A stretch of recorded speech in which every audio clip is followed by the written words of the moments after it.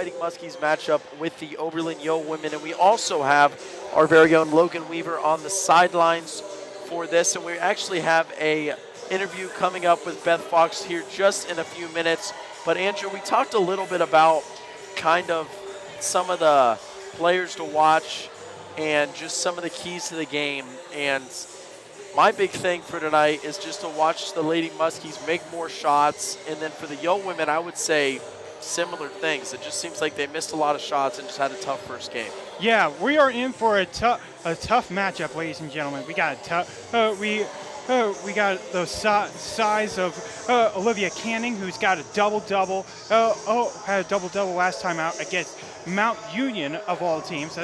Mount Union is always known for being a really good basketball team. So it's going to be a task to box her out.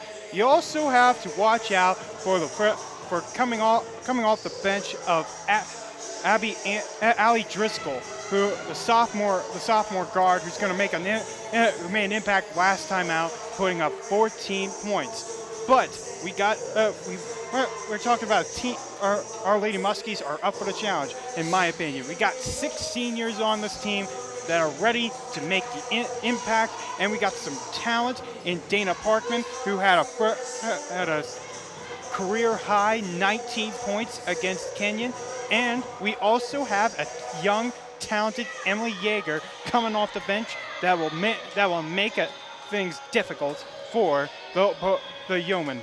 Yeah, that's the interesting thing is both those players are probably the 2 players that are the least likely to take 3-point shots. Parkman and Yeoman? Yeah, Parkman and Yeager. Oh, yeah, Parkman and Yeager are more than likely the least likely to take 3-point shots, but then you have players like Alex Carson and Olivia Basanson, and then also Haley Stalker, who came off the bench a little bit on Wednesday, that love to take the 3 ball. So if they can make them, they can put up a lot of points, but if they're missing them like they were on Wednesday, it's going to be tough for them to win. I've been saying it throughout the time preparing for the preseason stuff. The Lady Muskies are a team that live and breathe 3-point shots. If those shots are connecting, we're going to be in for a great showing from the Lady Muskies overall. But if they're not clicking, it's going to be a tough outing for them.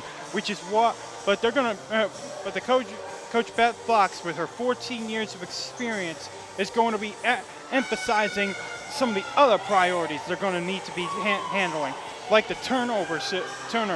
Against Kenyon, they gave up 15 turnovers. 12 turnovers, while making only 9 assists. We need to increase our assist to turnover ratio here and get something going on the defensive end as well.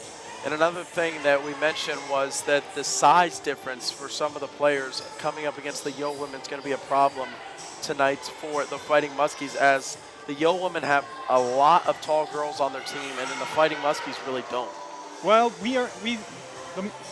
when push comes to shove, the Lady Muskies are pretty scrappy, and they're pretty aggressive when they want to be too. Well, I mean, we did receive a lot of trips to the free throw line against Kenyon. The problem was we had a hard time making those free throws. So we got to do a better job this time out, not only getting to the line, but making those free throw shots. Yeah, and I think it was just a lot of first game jitters for both teams, really. But with that, we are going to take a quick break, and when we do come back, we are going to have a sideline interview with Logan Weaver and Coach Beth Fox. So keep it right here on Orbit Media TV. It's me, Artie. Come see what I collected from the Creative Galaxy in my idea box. Transform your world. Will you help me make art? Each one of our journeys keeps us young. Before you throw it away, Hey, I have an idea. think outside the box. We'll never get older. Each one Go be amazing! Give your cardboard box another life. Recycle. Every year, 40% of all food in the U.S. never gets eaten. 40%. That's almost half the food we produce. Food waste is a serious problem. It impacts all of us. And it's expensive. Your family is throwing $1,500 a year in the trash. We're working hard to put food waste on the chopping block. And you can do the same at home. Learn how to cook it, store it, and share it. Just don't waste it. Go to savethefood.com. We need to drag it out a little.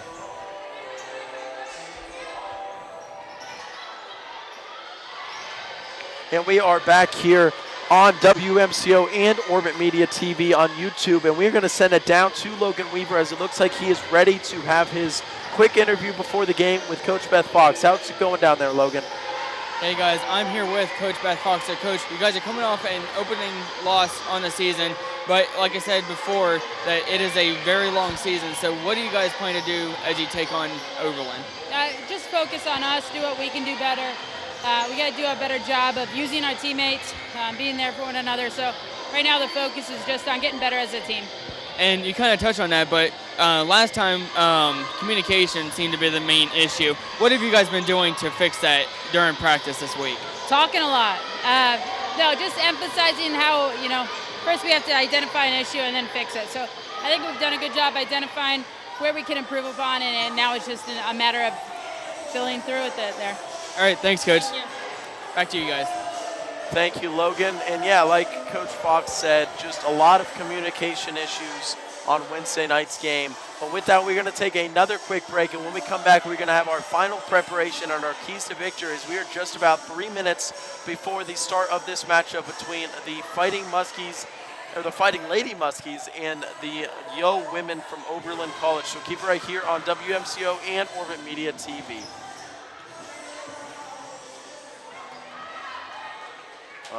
Let's see.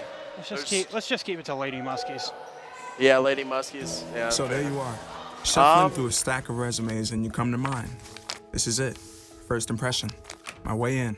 But can my resume show you how I truly stand out?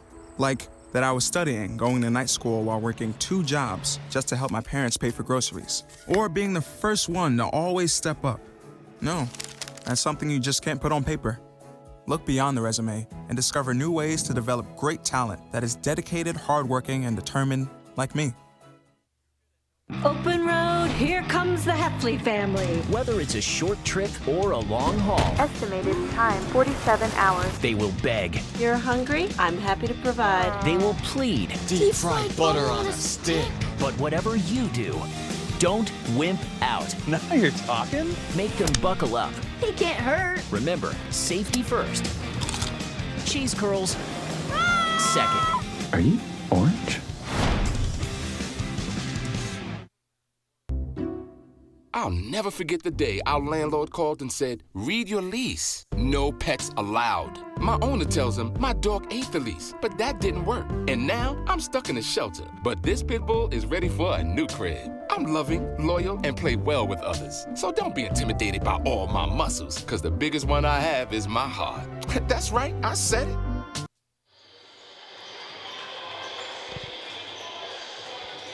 And we are back here on WMCO and Orbit Media TV on YouTube. I am Michael Pagano along with Andrew Dunlap, and you've just heard our sideline reporter Logan Weaver before our last break.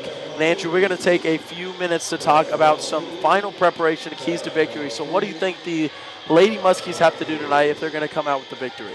Well, a couple things that stand out to me is, first off, the communication is going to be key. We're going to need to have communication plays a very important factor on help side rotation in the defensive end, and it helps provide communication on what's the play calling for on the offensive end.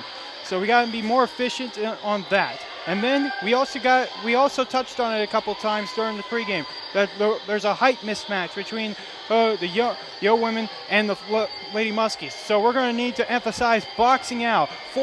If we get them in over the back foul calls, it means we're boxing out right. And then lastly, it's the turnovers. We got to do a better job of taking care of the ball and not making bad passes and dribbling the ball way too many times in the paint, because that's when the hands are going to be swiping at the most. And so what do you think the keys for the Yo women are? Yo women are going to be looking to try to slow down what the Muskies want to do on the 3-point line, make them have a hard time shooting three. And with that, we are going to take another break. And when we do come back, we will have some Lady Muskie and Yo women action. So keep it right here on WMCO and Orbit Media TV. Leaving hot coals improperly extinguished can cause a wildfire. Hey guys, it's Smokey! It looks as if Smokey is going to use the drown, stir, drown, and feel technique. After the first drown, a good stir. Next, another drink. And finally, a close feel. Is it cool? Okay. Yeah. Hey, Smokey, catch! Oh, my bad, Smokey. Only you can prevent wildfires.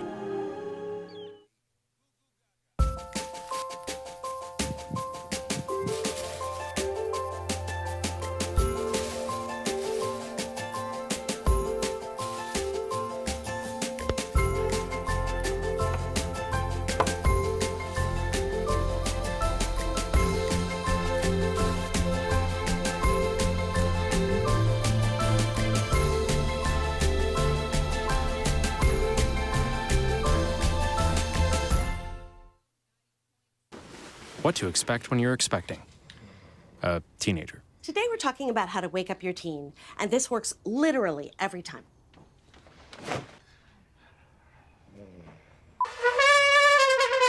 Give kisses. Give kisses. You heard how loud I heard. It wasn't you. Yeah. It was the... Is that bacon? You don't have to know it all to be a perfect parent. Thousands of teens in foster care will love you just the same.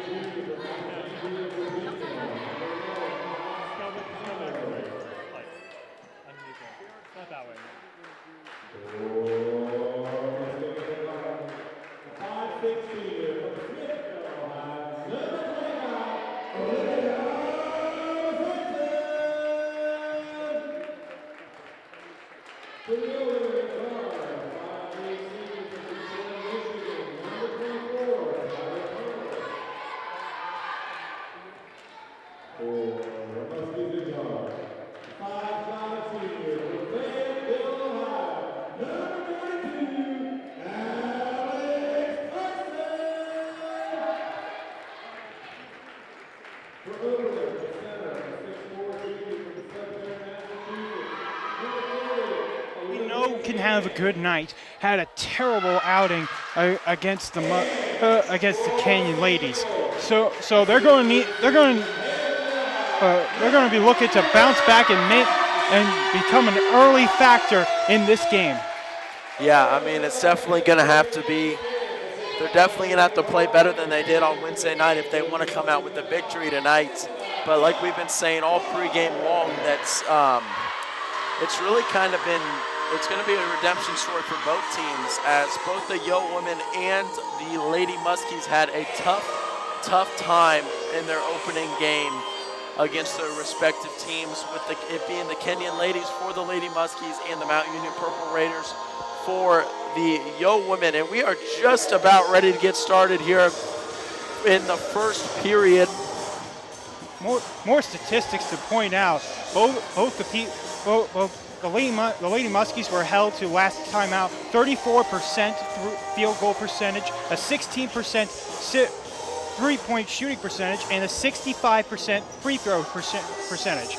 Meanwhile, the Oberlin Yo women were held to 25% field goal, 9%, I said 9% three-point shooting percentage, and a 66% free throw shooting percentage. An interesting thing here is Steph Clark is not the one taking the tip for the Lady Muskies. It was Dana Parkman, and she did lose it to the much bigger girl on the Yo women. She actually spiked it to the wrong person, more like. As they get it down low to Olivia Canning, and she gets fouled. Actually, no, she does not get fouled. No, it's called a travel in favor of the Muskies, and now they're going to turn, and now it's a turnover. So a good start for the Lady Muskies. Get the ball back as Caitlin Smith takes it up the court. She is up at the top of the key. She gets it over to Olivia Besanson. Olivia Besanson shoots it from the corner, and she just misses it. It rattles in and out, and that will be Yo women ball as it goes off of the Lady Muskies. It looked like that one was going to go down, but it does not. That was a heartbreaking shot. It rattled the rib, and it falls out anyway. Yeah, she shot it right from the left corner as Abby Andrews takes it up the court. She gets right into the lane, but she misses the layup, and it is rebounded by Alex Carson as she takes it right up the court, and she gives it to Steph Clark, and that, oh, no. Steph Clark had an easy layup, and she just missed it. It looked like it was going in, and she almost was able to pick up the rebound, but she was not able to do so. Yeah, and the ball, she couldn't get a putback either because the ball was poked out of her hands as she was trying to put it back up. As that Yo women three-pointer is missed by Abby Andrews. And then another shot by the Yo women is put up. As number 24, Tyler Parler, has the ball on the left corner, and she throws it. It is intended for Olivia Canning, but it is nowhere near Olivia Canning, and it goes out of bounds. So another quick turnover for the Yo women. That is 2 here in the first minute and 30 seconds of this ball game. Yeah, they had a mismatch down low, being posting up against Dana Parkman, a short guard, but it still went way past her. As Alex Carson takes a three-pointer, that is her bread and butter from the top of the key, and she drills it to make this game 3-0 in favor of the Lady Muskies. So that is a good sign for Alex Carson. As that is Tyler Parler who throws it up for the, actually no. It was Tyler Parler who threw it up for the Yo women, and she missed it. It was rebounded by Dana Parkman, but it was a reach-in call by Olivia Cannon. That's her first foul. Trying to steal the rebound.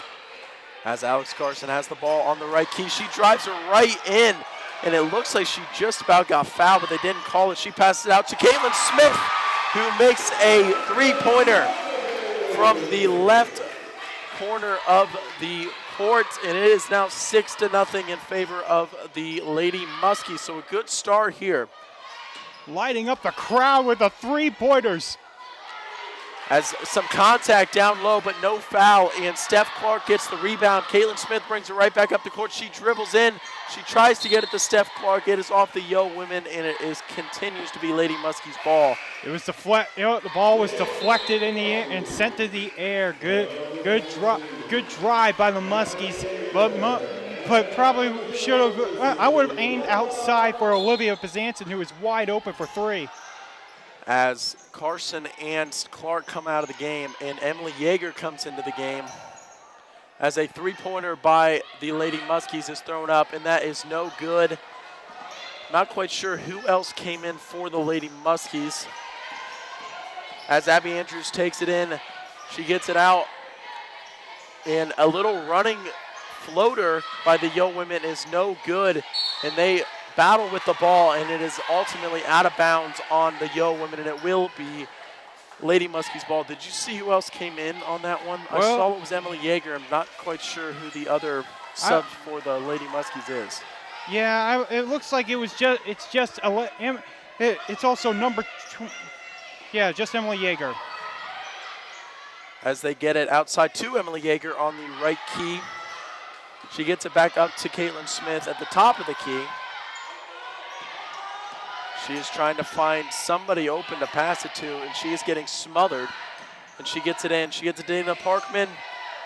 And she gets it to Olivia Besanton, who throws it up from the top of the key. It is no good. It is rebounded by the Yo women, and they will take it right back up the court. It is 6-0 in favor of the Lady Muskies with about 6 minutes left to go in the first period. And that is a travel by the Yo women, and it will be Lady Muskies ball. So a lot of turnovers by the Yo women to start off this game. As Caitlin Smith takes it up the court. And I can't tell if you can credit the defense or credit the mishandling of the offense on those turnovers. And a turnover by the Lady Muskies, just as we speak about the turnovers by the Yo women. And a three-pointer by the Yo women. I believe that was Abby Andrews with the three-pointer. It is 6-3 in favor of the Lady Muskies. As Caitlin Smith gets it on the left key, she gets it into Olivia Besanton, who puts it up and in. Olivia Besanton, usually not much of a post player, but she was able to get the 2 points there. She's usually attempting to be a three-point shooter at all times. As the Yo women have it up at the top of the court. That is Sarah Thompson with the ball. She gets it to the left corner, and they get it in to Olivia Canning. And that is another traveling call on Olivia Canning. So that is 4 or 5 turnovers, and we're not even 5 minutes into this game. Yeah, she took several steps on that play without dribbling the ball in the paint. And it's no wonder they called a travel on her. As Caitlin Smith and Olivia Besanton come out of the game, Alex Carson comes back into the game, as well as Morgan Gossett. As Morgan Gossett has it out on the right key. She takes up to the top of the key. Dana Parkman has it. She gets it over to Alex Carson. She gives it to Emily Yeager, who takes a three, and it is no good, and it is rebounded by the Yo women. As it is 8-3 in favor of the Lady Muskies early in the first period. As the Yo women have it up at the top of the key. That is number 3, Allie Driscoll. She gets it to Tyler Parler, who gets it to Alex Stepano. Alex Stepano, they get it into the paint, and it is an and one for the Yo women on a good play by Abby Andrews. She drew the contact in the middle of the paint, and she is sent to the free throw line for one. Yeah, she got a pump fake to get the defense to jump at her at the high post, and then she drove into the paint with one dribble and get the and one finish. And that is no good. But I think there was a lane violation, so there will be another free throw to come here for Abby Andrews. Yeah, the players got a little jumpy on that one, and that might have cost them a free throw. As Olivia Bates looks to have come into the game for the Lady Muskies as Dana Parkman comes out. Abby Andrews, I don't know her stats. She didn't last time out against the Mount Union Purple Warriors. She never went to the free throw line before. But either way, she makes the second free throw to make it an 8-6 ball game. As Alex Carson has it over at the right corner, she gets it inside, and it is good by Kamei Baylock, I believe, is the one in the game. I'm not quite sure who it is. I still cannot see that number very well. But either way, it is good. It was an easy layup in the paint. It is now 10-6. As Tyler Parler brings it up into the paint. It was Casey Lepla. Number 0. Okay. All right, that makes more sense. As Tyler Parler does go to the free throw line for the Yo women. She got fouled right in the paint, and she will have 2 shots. As the first one is no good. Looked like it was going to be good, but it rattled off the rim as Steph Clark comes back into the game. It is 10-6 in favor of the Lady Muskies with 3 minutes and 53 seconds left to go in the first period. at the ENC Steel Center, and the second free throw is good. It is now 10-7 as Alex Carson brings it up the court for the Lady Muskies. She gets it to Emily Yeager, who dribbles in. She gets it back out to Morgan Gossett, who's driving into the paint. She gets it up, and it is good. A good floater by Morgan Gossett, and that is 2. It is now 12-7.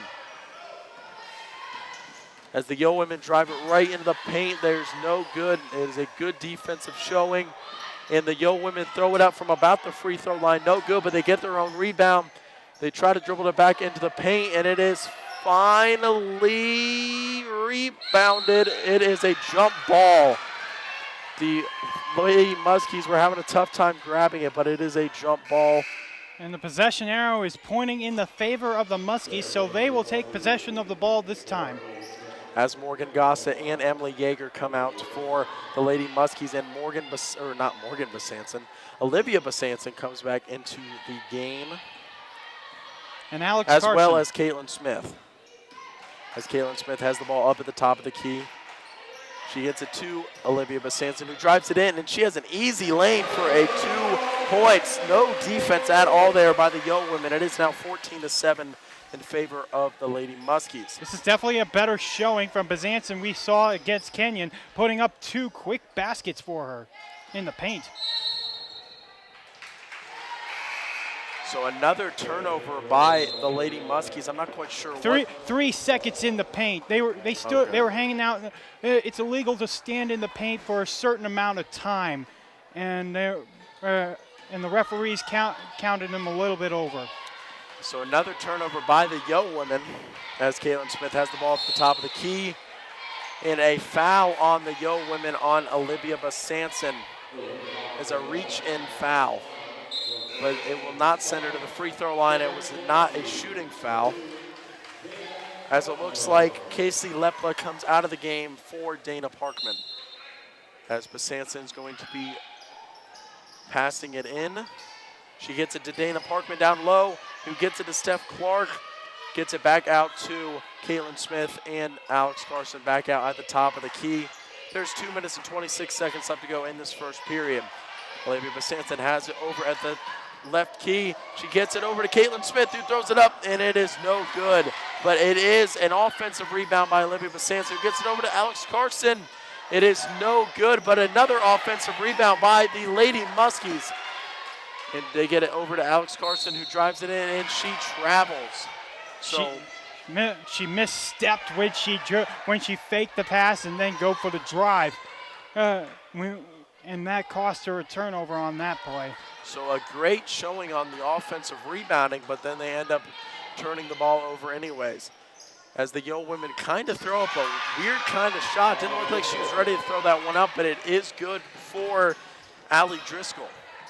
As Olivia Basanson has it. No, it is now Caitlin Smith up at the top of the key. She gets it to Alex Carson.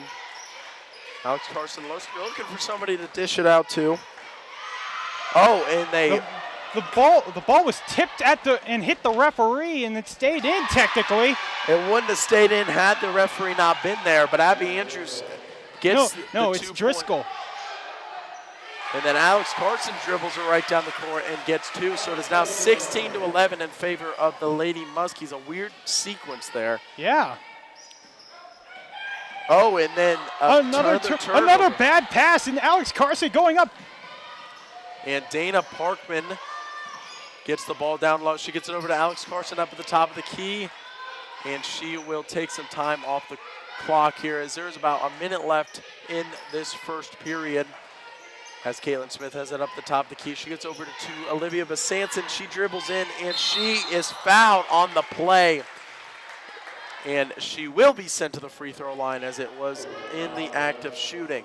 Now, that foul is going to go against Alex Stepano for the Yo women. So Olivia Basanson is sent to the free throw line. And her first shot is up and good. As 2 subs come in for the Yo women, it looks like Tyler Parler comes in, and then also Jasmine Sorrells, which this is Jasmine Sorrell's first action of the game so far. As Olivia Basanson gets set for her second free throw, It is up and good. 18-11 in favor of the Lady Muskies. So will be Allie Driscoll taking it up the court. She gets it into the paint, and it is stolen by Alex Carson, and then Steph Clark picks it up and gives it over to Olivia Basanson. Olivia Basanson trying to dribble it right into the paint, and she takes it up at the top of the court. She gives it over to Alex Carson, who's trying to run a play of some sort here. Dana Parkman, Caitlin Smith into Steph Clark. Steph Clark did not look ready for that one, but it does not get turned over. So once again, it looks like communication is not happening out there on the court. It's not more of communication, more like it might have been tipped out while trying to fend off the defender she was posting up, and then Dana Parkman drove to the basket and passed it to someone who's still being guarded.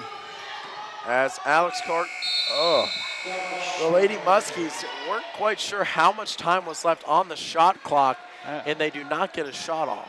That's kind of a ridiculous thing to not notice, since it's hanging above the backboard. Yeah, especially because they had the fans counting it down for them.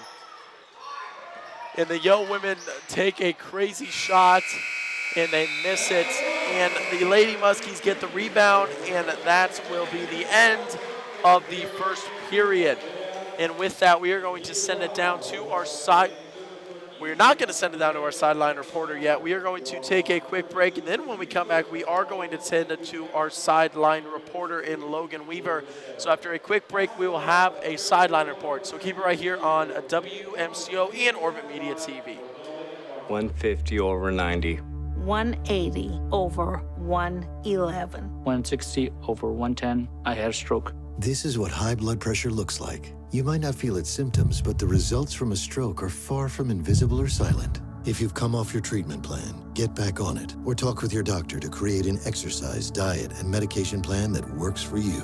Go to loweryourhbp.org. If I would have followed a treatment plan, I would not be in this situation. Bye-bye. Hi. Hoping for a crisp breeze to help keep you alert. Oh, he took a sip of water too. That'll probably help. You were probably gonna turn down the radio too, so you could focus, right? Probably okay isn't okay. Right? If you see a warning sign, stop and call a cab, a car, or a friend. I think the water line is what really drove it home. I blew on him.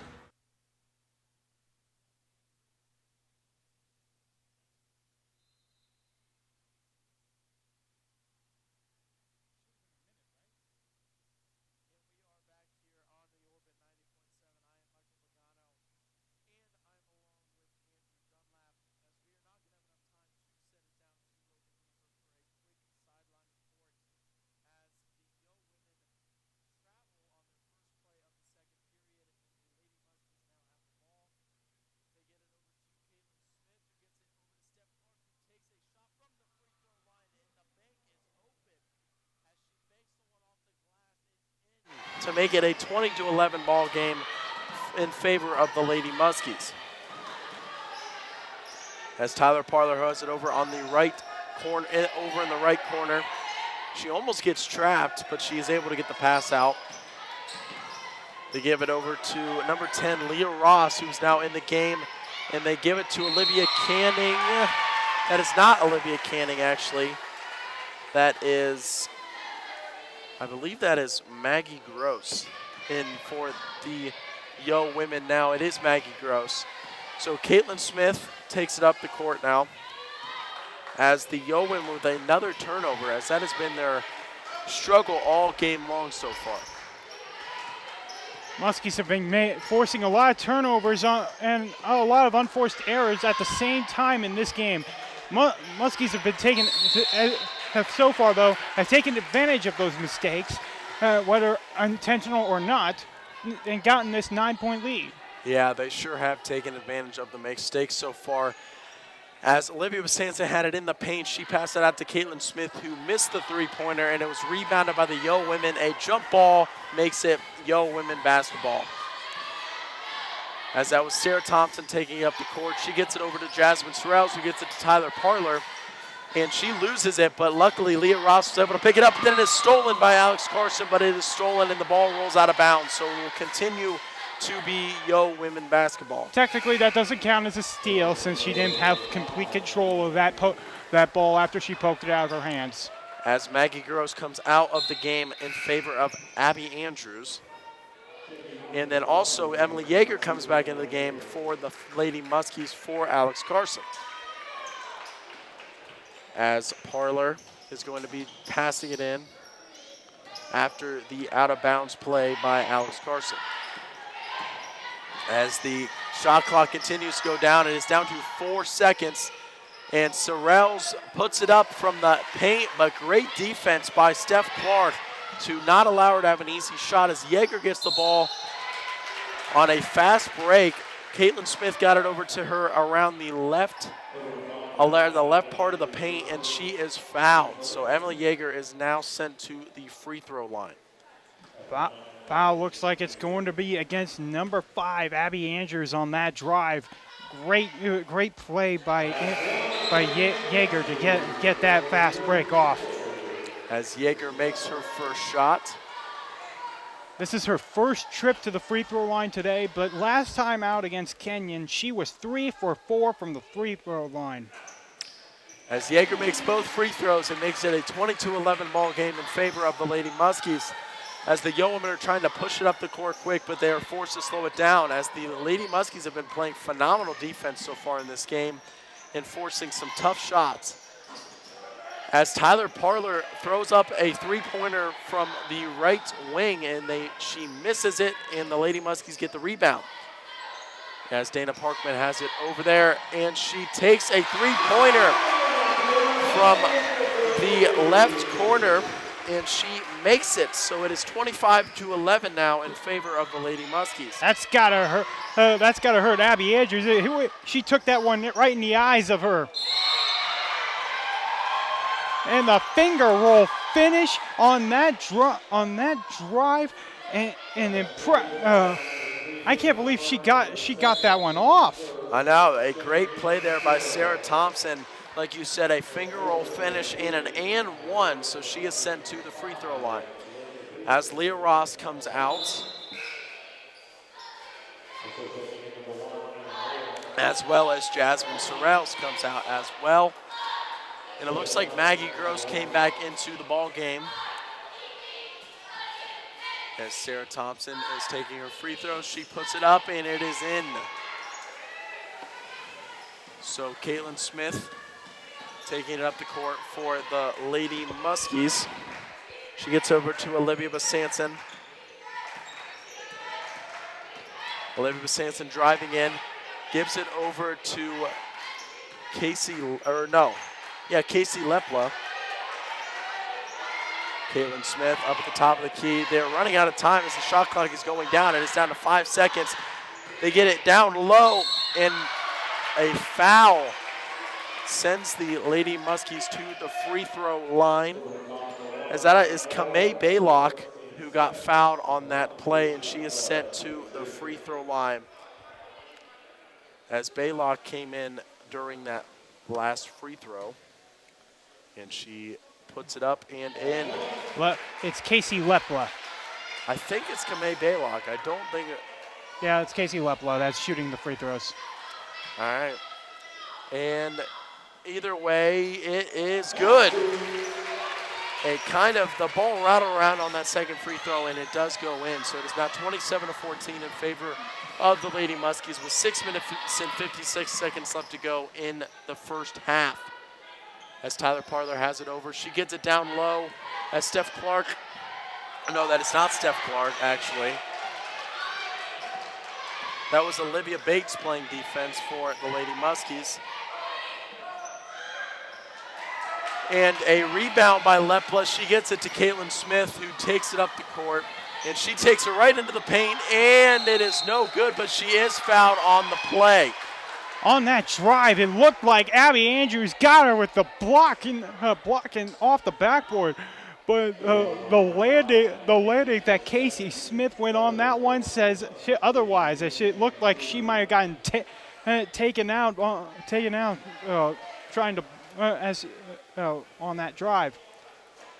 As Caitlin Smith makes the first free throw. As Morgan Gossett comes into the game for Olivia Besançon. As Caitlin Smith gets ready to put up her second free throw, and it is good. 29-14 in favor of the Lady Muskies. As they are starting, knock on wood, to somewhat run away with this ball game here in the second period. As the Yo women have not been able to figure out a good offense as they get it down low to Maggie Gross, who puts up the shot, and it is no good, and is rebounded by the Lady Muskies. Emily Yeager is trying to take it in. They get it back up to Caitlin Smith at the top of the key. They get over to Morgan Gossett, who throws up the three-pointer. It is no good, but a offensive rebound by Morgan Gossett. And it's an injury on the sideline as one of the Yo women that is limping over to the sidelines. So that will force the Yeomen to put in another player, and they are getting ready as Alex Carson's going to be coming back into the game for the Lady Muskies. As it is number 13, Cheyenne Arthur, that comes into the game for the Yo Women.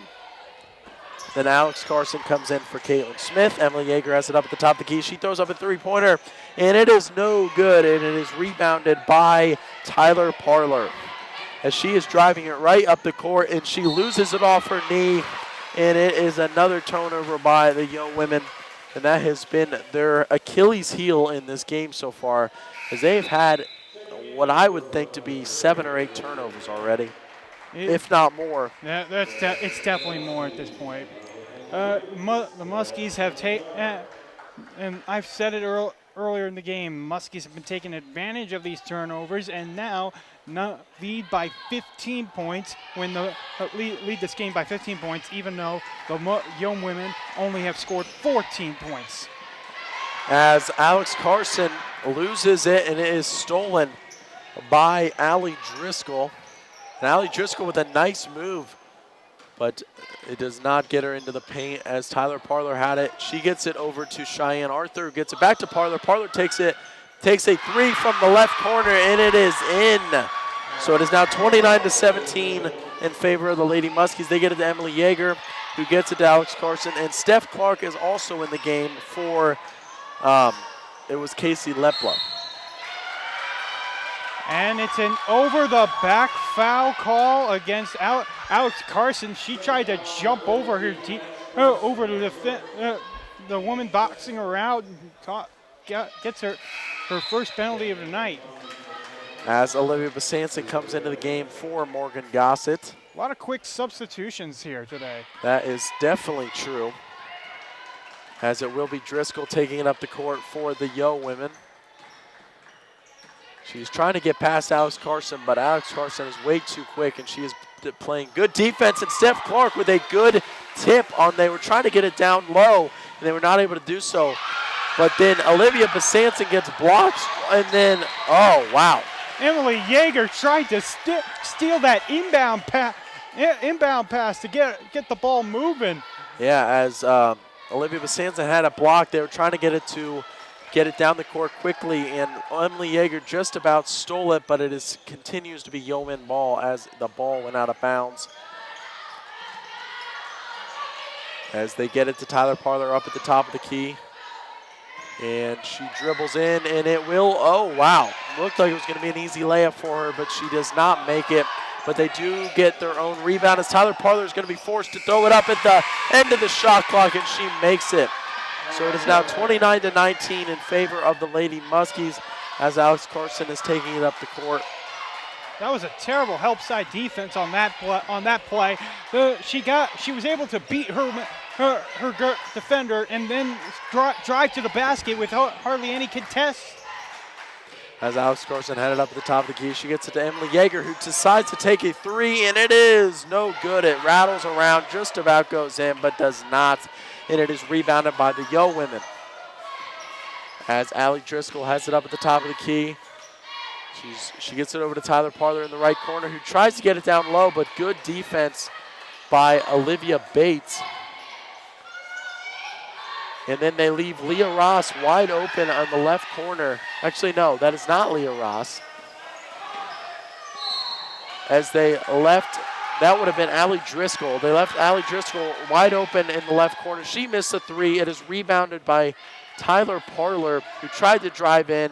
She gets fouled, and she, actually, no, it's Cheyenne Arthur that drove to the basket.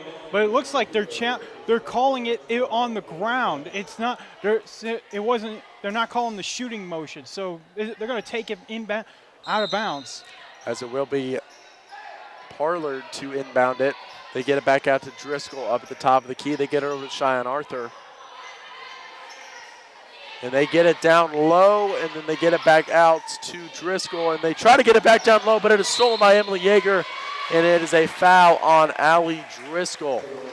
I mean, the Yo women are trying to force it in the paint, trying to make a mismatch happen, but the help side D of the Lady Muskies sees what they're doing and are having a second defender come in and help tip those passes. As Kaylin Smith has it up at the top of the key, she tries to get it down low to Casey Lepla, who just comes into the ball game, and it is out of bounds. It was bad pass. I don't think Lepla was ready for that pass.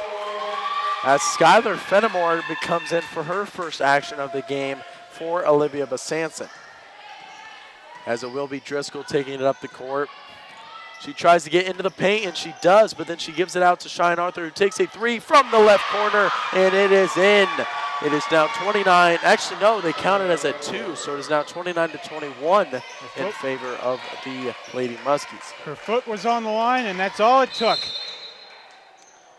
And another foul called on the Yo women.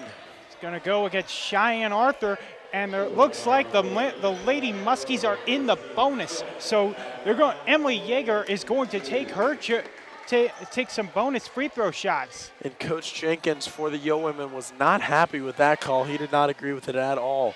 As there's 2 minutes and 21 seconds left to go in the first half, and Yeager's at the free throw line. She drills the first one. 30-21 Lady Muskies. She is like we said last time out. She went 3 for 4. So far tonight, she is 3 for 3. Yeager up and good. 4. 2 for 2 at the free throw line. Making it 4 for 4 on the night. As Driscoll gets it to the top of the key, they give it to Cheyenne Arthur, who gives it back to Tyler Parler. And they get it down low, but then they get it back. A lot of good passing going all around by the Yo women, but they do ultimately miss the shot, and the Lady Muskies get the rebound.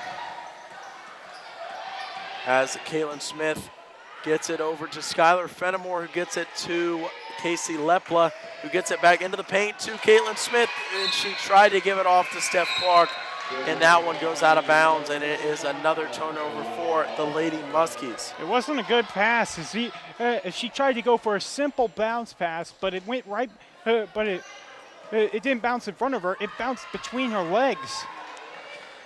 As the Yo women take it back up the court, that is Allie Driscoll, who gets it to Abby Andrews, who makes this shot from the free throw line, and that makes it 31-23 Lady Muskies with 1 minute and 22 seconds left to go in the first half.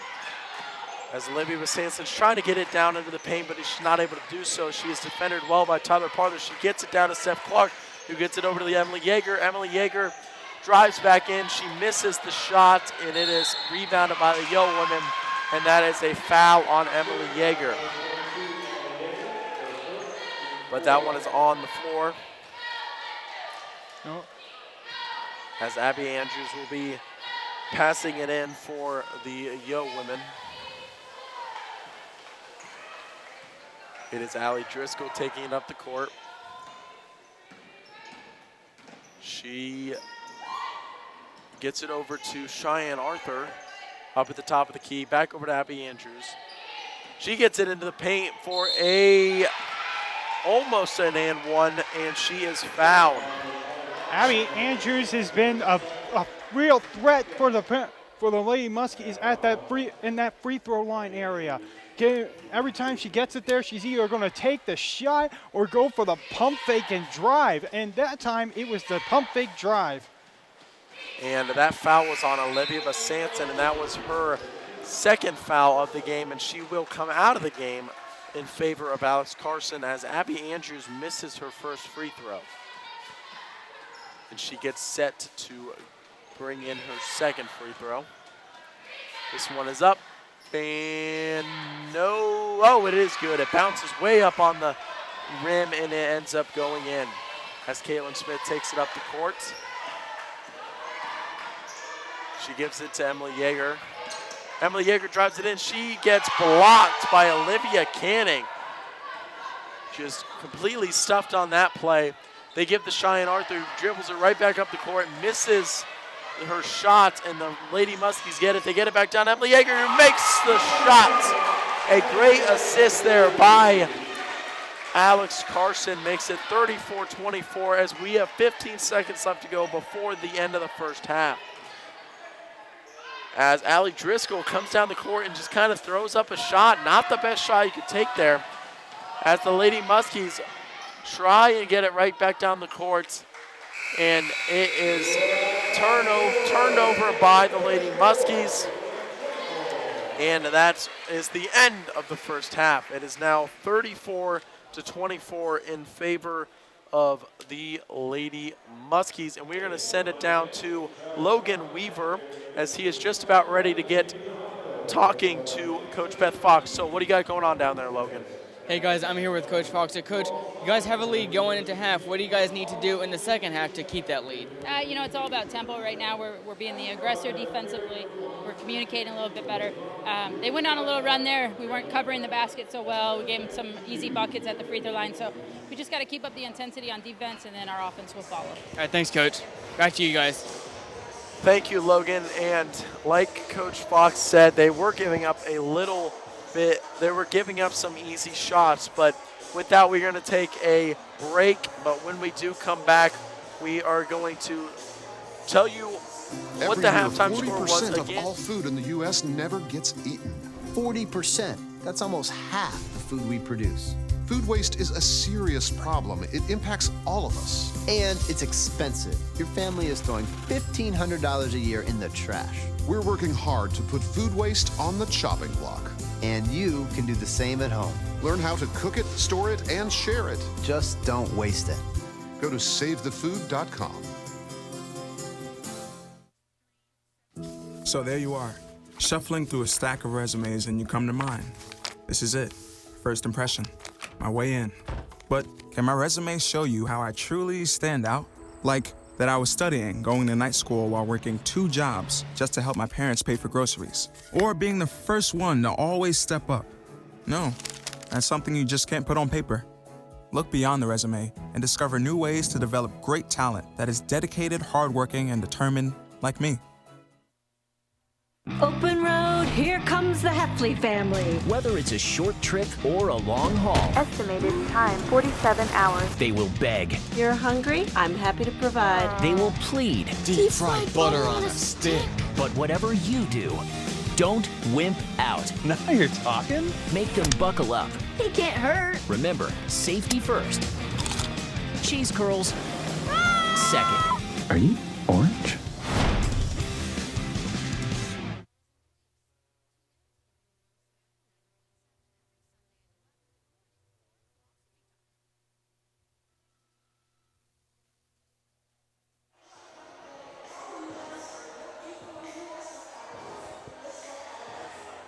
And we are back here live at the ANC Steel Center. I am Michael Pagano along with Andrew Dunlap as the Lady Muskies take a 34-24 lead over the Oberlin Yo women into the locker room. And Andrew, kind of an interesting first half. The Lady Muskies, you could really tell that they were ready to play here tonight, and they have played pretty well so far. Yeah, the Muskies overall have done an excellent job of handling themselves going up against the Oberlin Yo women.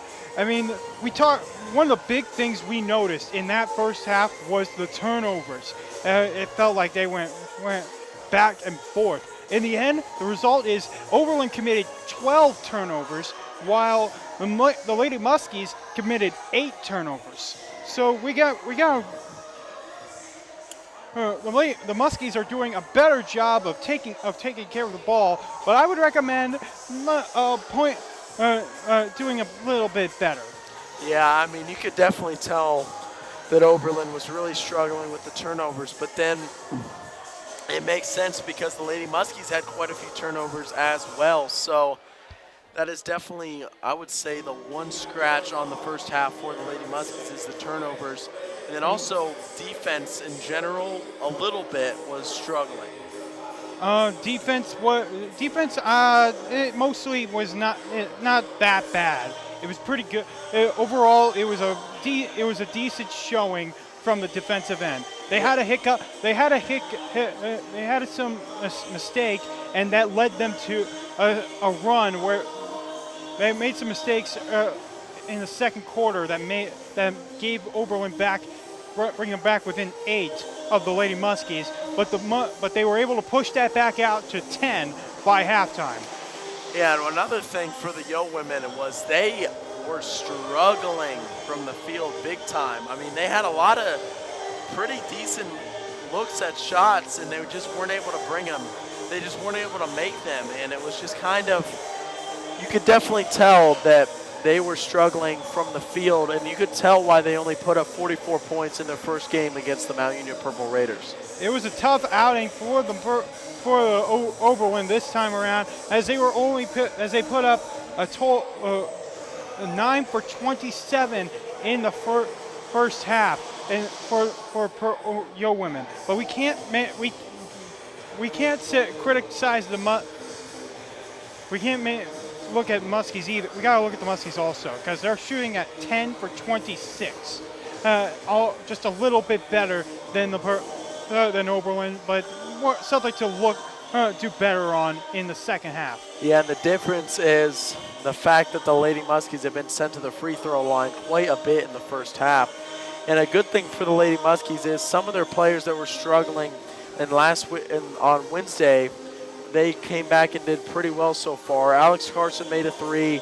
Caitlin Smith made a 3, I believe. So it's been a good showing decently so far, and they've been kind of mixing it up. It has been one person getting all the points. They've been having a pretty consistent attack on offense. Yeah, they've gotten some great contributions from gals like Casey Lepla, Emily Yeager, both those two off the bench. Then you got Olivia Bezanson and Alex Carson, who were completely shut down last game out. They come in and bring some great contribution. Dana Parkman is doing what she's doing, and overall, no one on the Lady Muskies side has got double-digit points. But it's a team effort that's really shown in this game tonight. That's really proven to be the big factor. And with that, we're going to take a quick break here on WMCO and Orbit Media TV. But when we do come back, we're going to have some quick players that stood out in the first half. And then Bree Rhodes will have your Orbit news updates. So keep it right here on the Orbit. All right, just a minute, please, Bree. So one more after this one.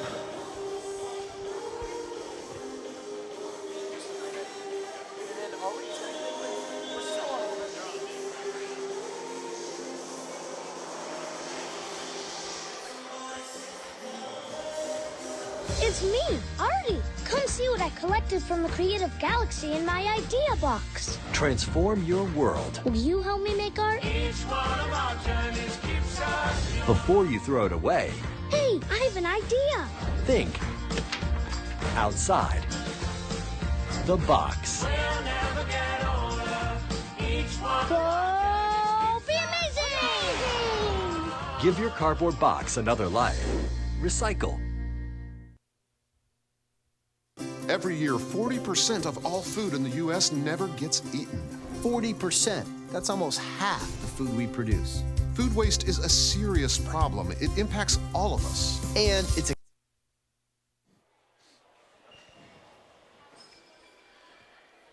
And we are back here live on WMCO 90.7 and also on Orbit Media TV. And quickly here before we send it back for the Orbit News Update, we're going to talk about a few players that stood out in the first half. And for me, I don't really have like a certain player for either team that really stood out. It's been a really balanced attack by each team, I would say.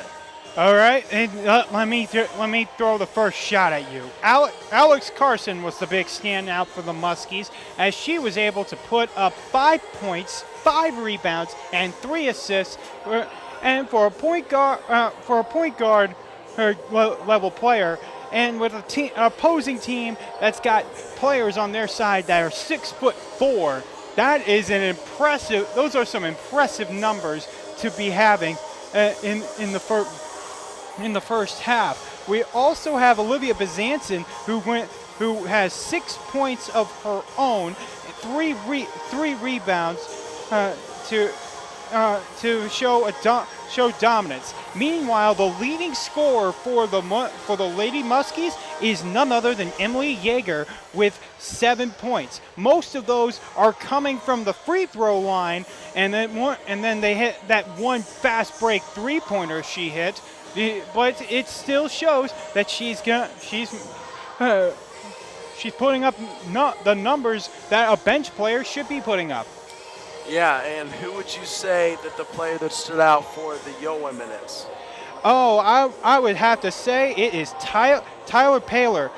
She's putting up 6 points and 5 rebounds in the contest. With 2 points. She might be struggling overall wise from the field, 2 for 6 at field goal range and 1 for 2 from the charity stripe. But she's one of the big standouts of what the Oberlin is trying to do on the offense. And we even mentioned she's like the general out there for the team. She's got the most touches out there for the Yo women. And with that, we're going to send it back to the studio with Bree Rhodes, who has your Orbit News Update. So keep it right here on WMCO and Orbit Media TV.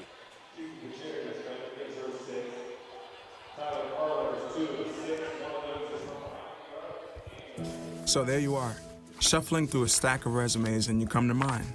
This is it, first impression, my way in. But can my resume show you how I truly stand out? Like that I was studying, going to night school while working 2 jobs just to help my parents pay for groceries. Or being the first one to always step up. No, that's something you just can't put on paper. Look beyond the resume and discover new ways to develop great talent that is dedicated, hardworking, and determined like me.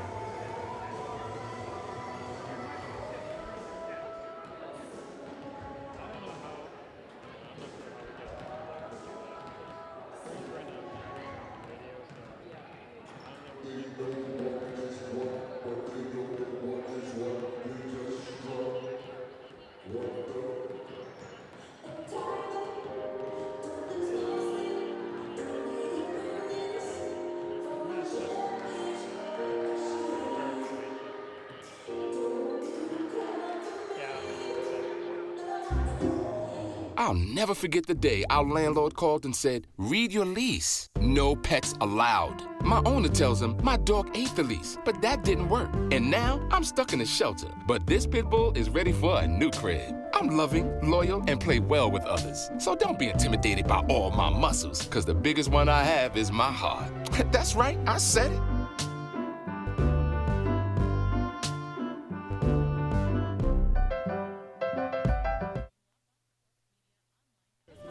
Leaving hot coals improperly extinguished can cause a wildfire.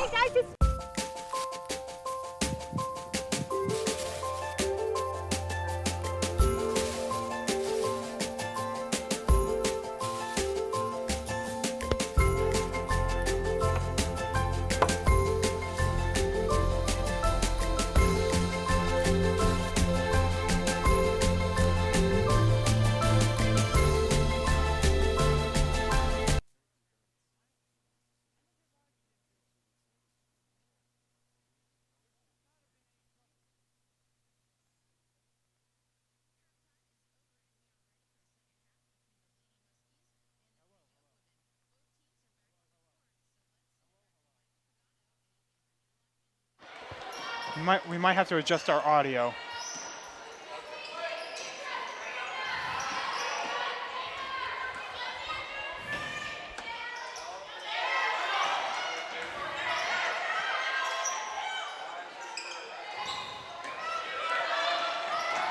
I am Michael Pagano along with Andrew Dunlap, and we are off and running here in the second half as the Lady Muskies were not able to make their first shot, and the Yo women now have the ball, and after an offensive rebound, they get the ball back on, I believe it was a kind of a ticky-tack foul on Alexandra Carson, as there was almost an over and back there for the Yo women. Actually, no, it wouldn't have been an over and a back. Yes, it would have.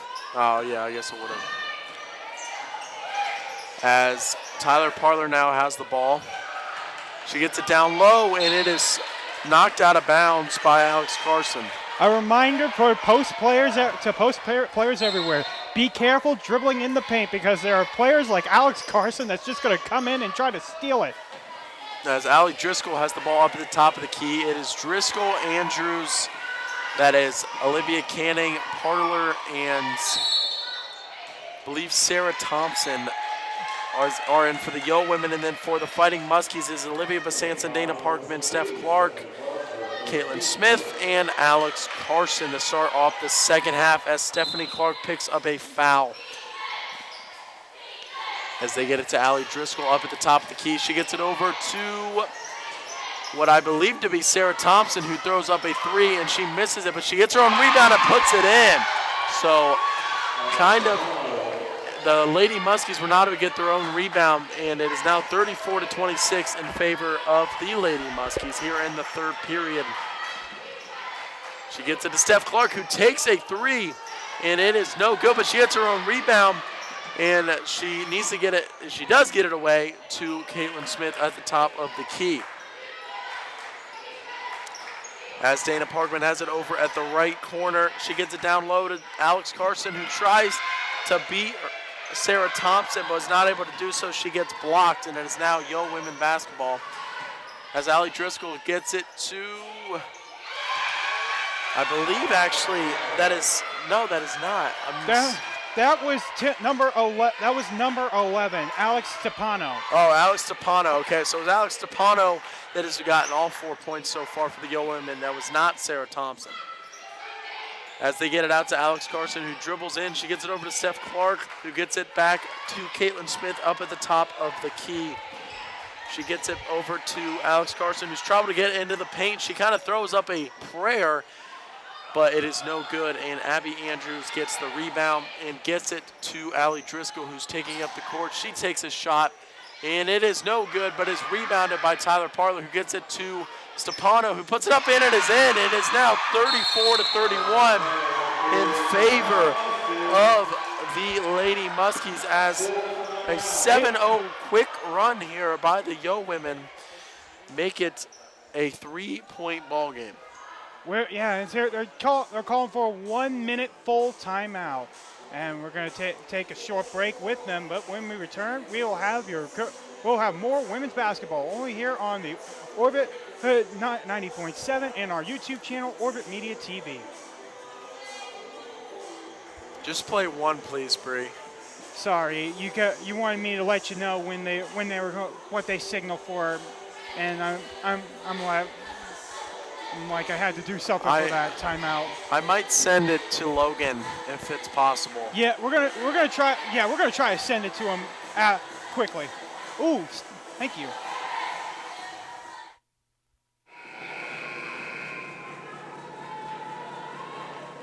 Yeah, doesn't matter if the game's going. Just send it to Logan.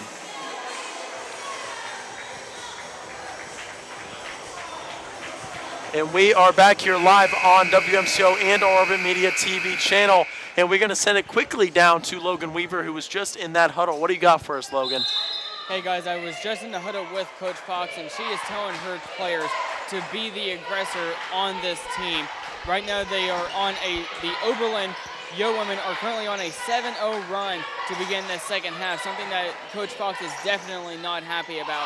So she's telling them to work as a team, no more one-on-one stuff, and work better as a team to try and stop this run. All right, thank you, Logan. As Dana Parkman tries to shoot it, and she is blocked. And then the Yo Women get it back, and they get it down low to Olivia Canning. It is now a one-point ball game as she makes it. It is now 34-33 in favor of the Lady Muskies, and they need to slow it down and try and just take a breath here, as that is a quick foul on the Yo Women. That is on number 30, Olivia Canning. That is her second foul, but it is on the floor, so no shots for the Lady Muskies. As it will be Olivia Basanson who is bringing it in. She gets it to Steph Clark down in the paint, and Steph Clark is blocked by Olivia Canning. My goodness. Why did she take? I don't know what she was doing with that shot. She was trying. It looked like she tried to throw it over a girl who's taller than her. That doesn't make sense. Yeah, as it will be Basanson bringing it in once again. She gets it to Dana Parkman for a quick shot, and it is no good. But Dana Parkman gets her own rebound. Gets it out to Olivia Basanson, who takes a three from the left corner, and it is good. And finally, we get the Lady Muskies get their first basket of the quarter and stop the run of Yo Women. And it is now 37-33 as Olivia Canning gets it down low, misses the layup. A great defensive play by Dana Parkman, who is the much shorter girl on that, but she is able to fault the shot enough, and it goes out of bounds, and it is now Lady Muskies basketball as Steph Clark comes out of the game in favor of Casey Lepla. As Caitlin Smith takes it up the court. And it is now Olivia Basanson to get it down low to Dana Parkman. And Dana Parkman puts it up, and it is blocked. Lots of blocks here in the second half, but then the Lady Muskies get it back. Emily Yeager gets it back, who is in the game now, and she is fouled, and she is going to the free throw line. She is a perfect 4 for 4 tonight from the charity stripe. In fact, the Muskies today are 10 for 10 from the free throw line. A huge difference compared to what we saw in Kenya. As her first free throw is up and good, and like Logan said, Coach Fox is saying to be the aggressor, and I believe if they are the aggressor, they would be able to come out with the W tonight, because I would say they're definitely the better team. It's just I feel like they're letting the Yo Women come back into this game as Yeager continues her perfect from the free throw stripe as she makes her second free throw to make it 39-33. As a rebound on a quick shot by the Yo Women by Dana Parkman, bring it back up the court to Emily Yeager, who takes the shot, but it is blocked once again. Now, another shot, they just tried to shoot it in the eyes of the defense. If they're contesting you good, they're not going to let you have those. As the shot by Abby Andrews is no good, it is rebounded by Emily Yeager. So that is 3 blocks at least so far in the second half for the Yo Women. And a errant pass to Casey Lepla is out of bounds, and it is now Yo Women basketball, as it looks like Jasmine Sorrells will come back into the game for the Yo Women for Olivia Canning. as Olivia Cannon gets plenty of high fives for her defense on that last stint of her being in the ballgame, as Dana Parkman comes out as well in favor of, it looks like Olivia Bates is back into the game now for the Lady Muskies, and that is Olivia Bates. As Abby Andrews has it up, and she gets it in, and she gets into Jasmine Sorrells, and Jasmine Sorrells is fouled by Olivia Bates. Abby Andrews has been doing that move every single time. A pump fake at the elbow or the free throw line area, and then drive to the basket. They fell for it again, and this time someone came over to help. That left Jasmine Sorrells open for the layup. But then they came.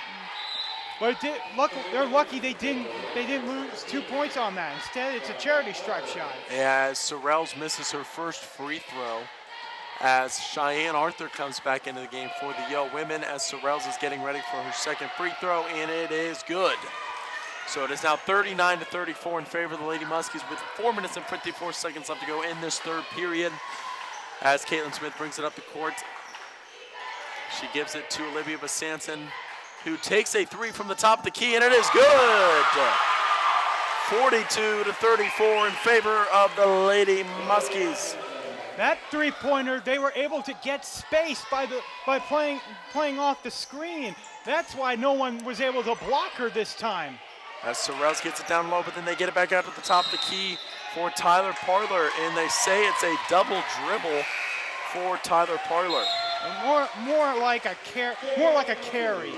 Having the ball under your having your hand underneath the ball is also considered illegal. As Alex Carson, who is now in the game, brings it up the top of the key, and I think they're calling a foul on somebody. Not quite sure who they're calling the foul on. Some confusion out on the court. And it is still Lady Muskies basketball.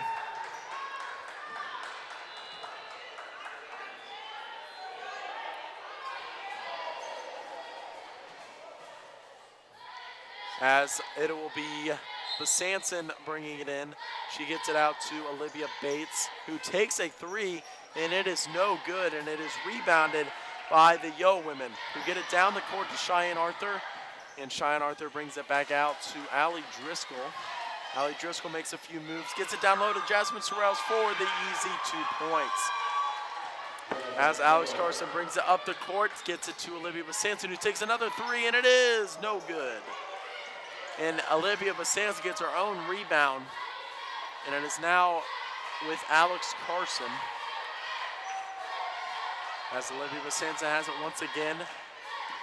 She dribbles it in, and she gets blocked, but he gets her own rebound once again, and Olivia Bates, she gets it over to Olivia Bates on near the paint, and she makes it, so it's now 44-36.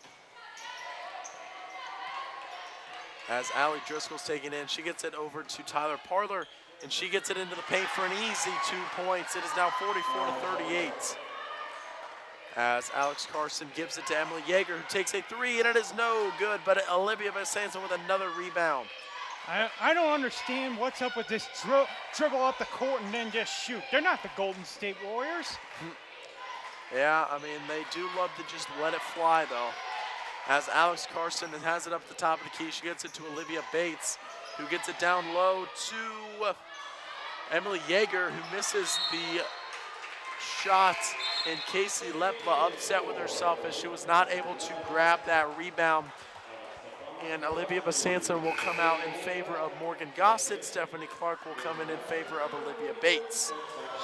And also Skylar Fenimore returning in for Emily Yeager on that in those substitutions. So it will be the Yo women taking it up the courts.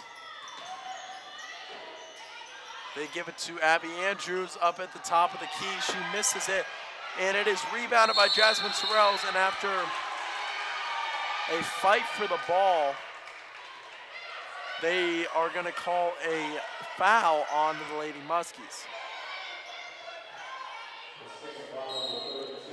And it will stay with the Yo women. That was a foul on Alex Carson. As Cheyenne Arthur has it up the top of the key, she gets to Allie Driscoll. Allie Driscoll drives in, and it is just about stolen by Alex Carson, but I believe they're going to call another foul on Alex Carson. And if so, that is going to be a foul on Emily Yeager. So that is 2 fouls for Emily Yeager now. Another thing to keep an eye on is four fouls this quarter. One more and they're in the bonus. As Cheyenne Arthur has it, and she is driving into the paint, but she gives it over to, I believe that was Alex Stepano, who makes a 3-pointer, and that is her 13th point of the game, and that makes it a 44-41 game in favor of the Lady Muskies with 1 minute 58 seconds left to go in the third quarter.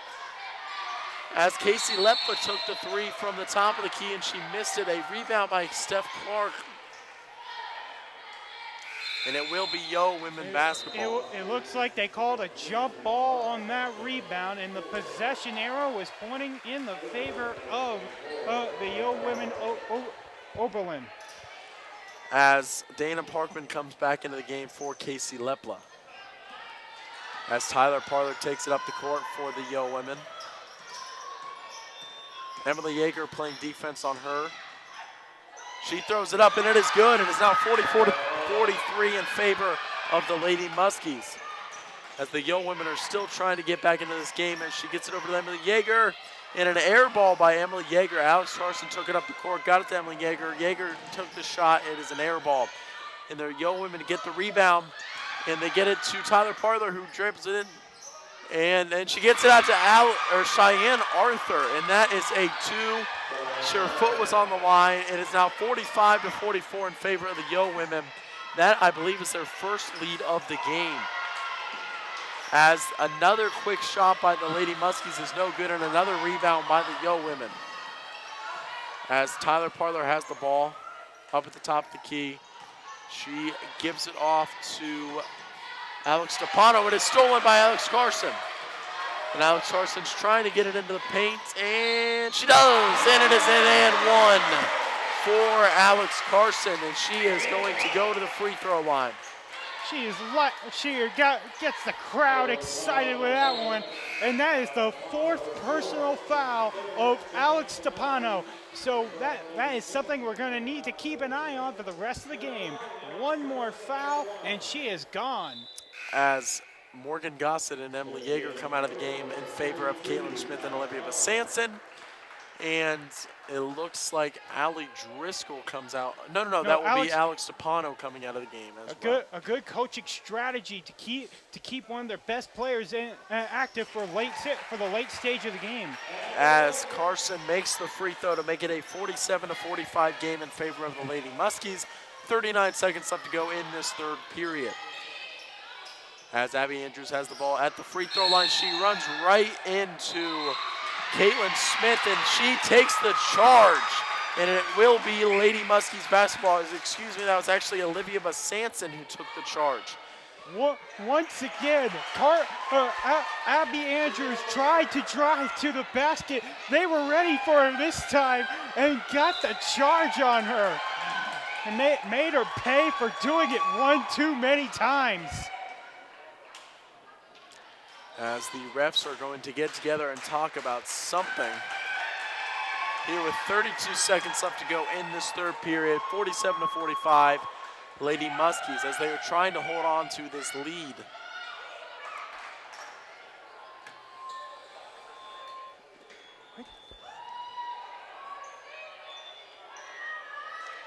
As Dana Parkman is going to be the one doing the inbounding.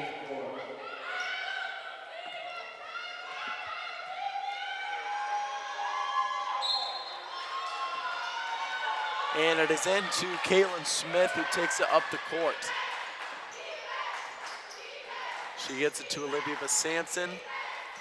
And Olivia Basanson takes a 3 from the top of the key. It is no good, but a good offensive rebound by Dana Parkman, who gets it over to Alex Carson, who gets it back to Parkman, and it is no good, but another athletic play by Dana Parkman to keep it in for the Lady Muskies. Great rebounding by Dana Parkman here with 4 seconds left to go in this third period. They're gonna have to get up a shot, and it is no good. Not a good shot was able to get thrown up by the Lady Muskies. That will take us into the quick break here between the third and the fourth period. And we're going to take another quick break. And when we do come back, we're going to have Logan Weaver with a sideline report. So keep it right here on WMSCO and also on YouTube on Orbit Media TV. All right, another 30 seconds. So there you are, shuffling through a stack of resumes, and you come to mine. This is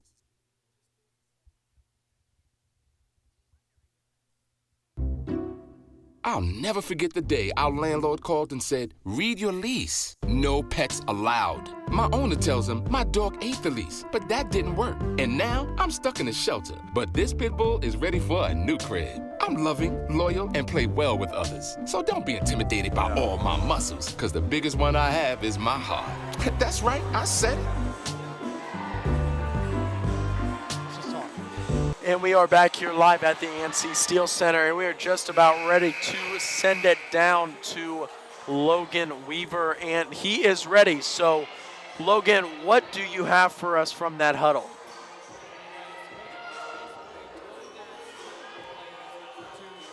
Logan.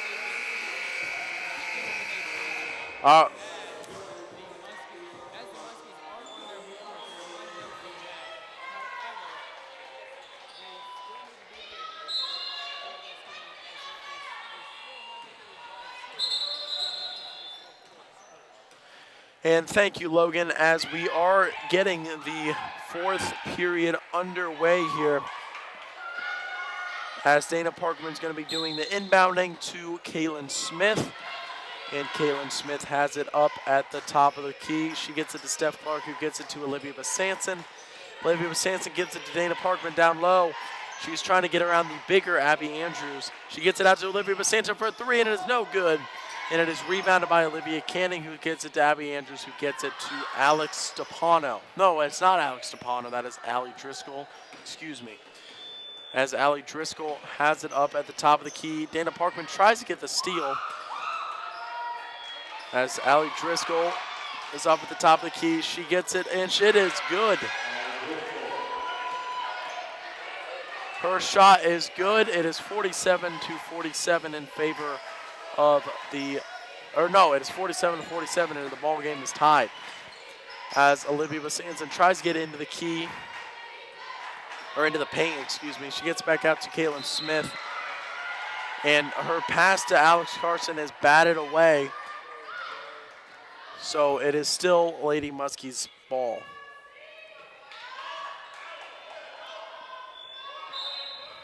So the Lady Muskies are trying to hold on in this game, as they had a pretty big lead going into halftime at 10 points, and they have lost it. As Olivia Basanson takes a shot, it is no good, but a good offensive rebound by Alex Carson. And it will be another illegal dribble there. I don't think it was a double dribble. I think it was what you were talking about earlier, where the carrying. Yeah, so it is now Yo Women basketball with 8 minutes and 47 seconds left to go in the ball game. As Allie Driscoll has it, she gets to Tyler Parler, who takes the three. It is no good, and it is rebounded by Steph Clark. And Steph gives it to Alex Carson, who gives it to Olivia Basanson, who gets it back to Carson. She has it up at the top of the key. She is looking for a play here. She gets it to Dana Parkman. Dana Parkman drives into the paint. She gives it off to Olivia Basanson, but a good play by Tyler Parler to tip that one out of bounds. And that will leave 9 seconds left on the shot clock for the Lady Muskies as Emily Yeager comes into the game for Alex Carson.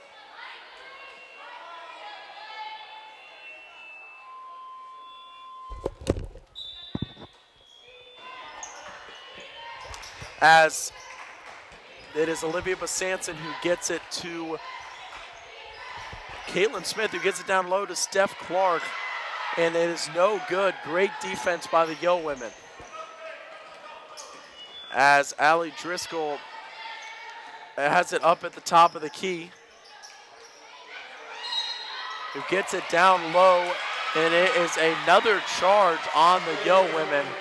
It is charge on Steph Clark, who took the charge, and it will now be Lady Muskie's ball. In the favor of Steph Clark on that one. Good play there to get the charge in her favor. As Kaylin Smith has the ball, she gets it to Damon Parkman, who gets it back out to Kaylin Smith. Gets it to Olivia Basans, who drives into the paint, and she misses the layup. And it goes out of bounds, and it will be Lady Muskie's ball. As Olivia Basanson has the ball, and she's going to be passing it in. She gets it to Kaylin Smith. Kaylin Smith trying to find a play. It is tipped by the Yo women, but the Lady Muskies are able to hang in there and keep the ball. As it is a 47-47 tie ball game here at the ANC Steel Center. I am Michael Pagano along with Andrew Dunlap. As the Lady Muskies are still passing it around, trying to figure out the best play, as there's only 8 seconds left to go on the shot clock. They get it down low to Dana Parkman, and she is blocked by Olivia Canning. It is a jump ball, and it will be Yo women basketball. Again, why are you trying to shoot it over the taller women on this team? On the team, it's clear that you're not going to get, especially in the paint. That's going to make it really hard for you unless you're very athletic. And it looks like we're going to be taking a quick 30-second timeout on this play. So keep right.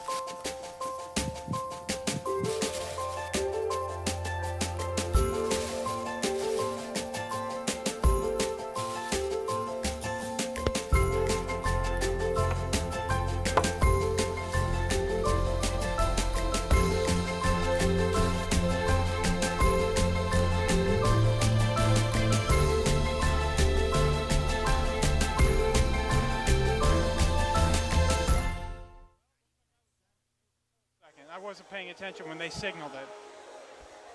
So let's just talk, and then let's turn over to Morgan.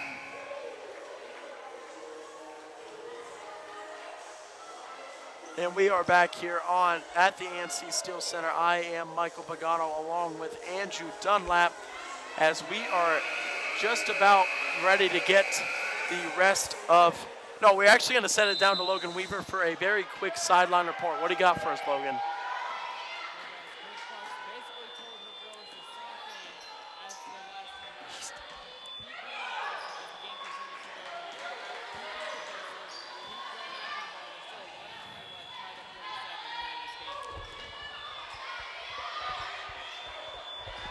And we are back here as the Lady Muskies put up a shot, and it is no good. And then the Yo women get it back, and they put up a three-pointer by Tyler Parler, and it is no good. It is an air ball. And the Lady Muskies will get the ball back with 6 minutes and 36 seconds left to go. As Caitlin Smith has the ball up at the top of the key. And she gets it to Olivia Basanson, who is up at the top of the key. She tries driving into the paint, and she does, but she is blocked. So lots of blocks going on in this second half as the Lady Muskies are trying to force shots that aren't there over bigger players, and you've been saying it all game long. Yeah, it's definitely a challenge, but we got to make sure it's a smart play. Attacking them could help you get some fouls in your play, but they're not trying to go for fouls. They're just trying to shoot it.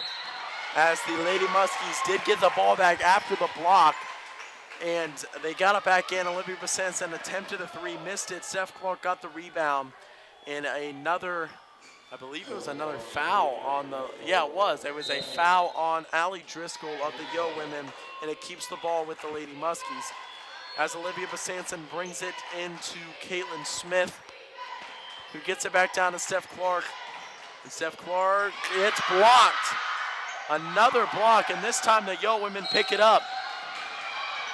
And I think they're going to call a foul on Caitlin Smith. And it is a foul on Caitlin Smith. Didn't look like she did much for the foul there, but they give her the foul. Let's make sure that's exactly what, I'm pretty sure they had a foul. Yeah, it's definitely a foul on Caitlin Smith. Yeah, so as Allie Driscoll has it up at the top of the key now, and Alex Stepano, who has 4 fouls, comes back into the game. As Abby Andrews gets it down low, and it is good. So the Yo Women take the lead here with 5 minutes and 43 seconds left to go in the game. What they've been working so hard to try to get this entire game, the Yo Women are finally trying to expose the mismatch in the paint. As Casey Lepla takes a 3 from the corner, it is no good. And then the Lady Muskies do grab the rebound. A good hustle play by Steph Clark to grab the rebound. But they're going to call it a jump ball, and the possession arrow is going to stay in the Muskies' favor in our this time around. Yeah, and it will be a timeout. And with that timeout, we're going to take a timeout as well. So keep it right here on WMCO and also on Orbit Media. Or no, we're not going to. We are going to actually keep it right here as there's only a 30-second timeout. 30-second timeout. So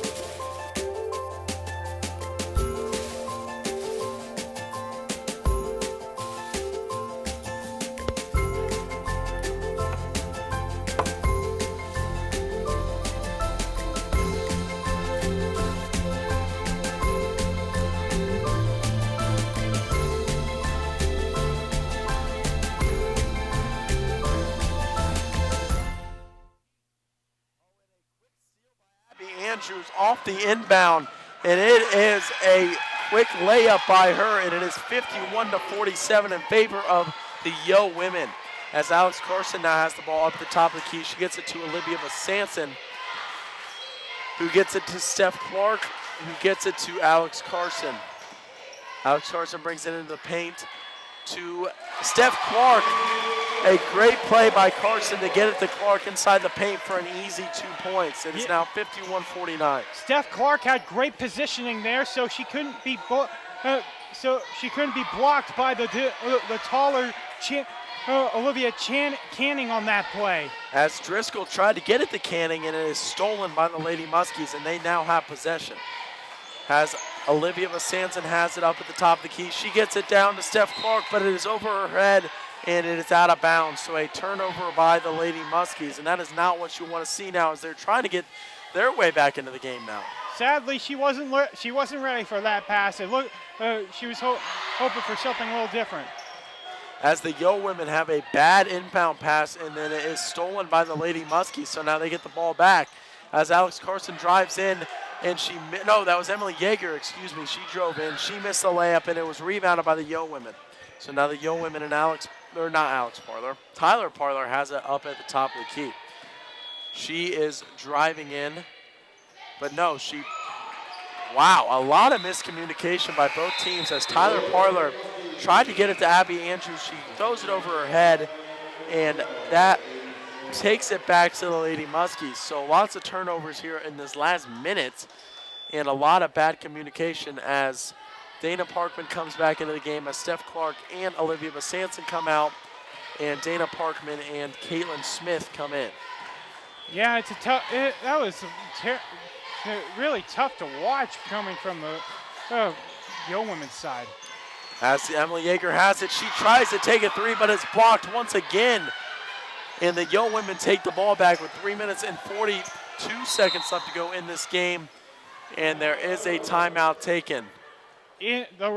Coach called the timeout to avoid the backcourt violation of not being able to get the ball across the court within 8 seconds.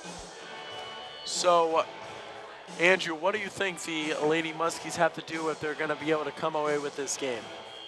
Well, it's going to be who's the smarter team at this point in the game. Who's the more communicative, and who can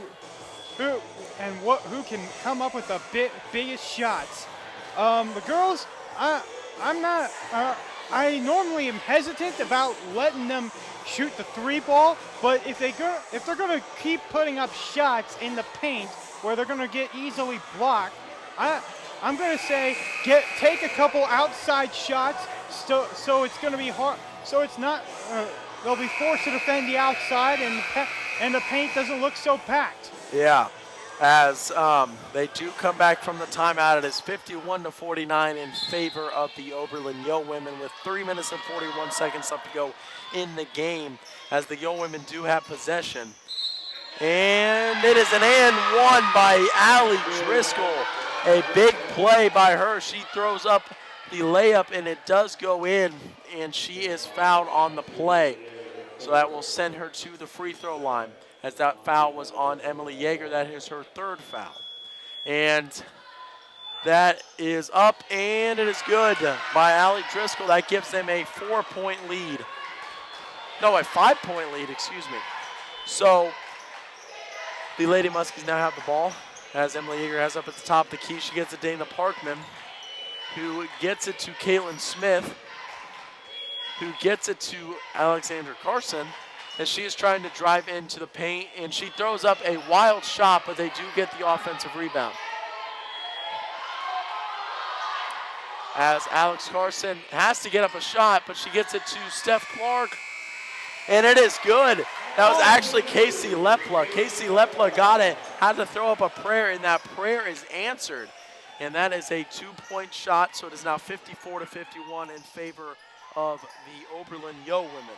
That was a much-needed prayer on that one, as they were able to get a bank in on that. As Tyler Parler has it, she gets it into Olivia Canning, who is fouled on the play. So it is now 54-51 in favor of the Oberlin Yo women, as Olivia Canning will be sent to the line on a foul by Casey Lepla. As Olivia Canning is getting set for her free throw, it is up and it is good. She has another free throw coming up. It's 55-51 now. 2 minutes and 34 seconds left to go in this game, as Olivia Besanson comes back in for Emily Yeager. As the second free throw is up, and it is no good. It is rebounded by Alex Carson as she drives it down the court, and she takes a three, and it is no good.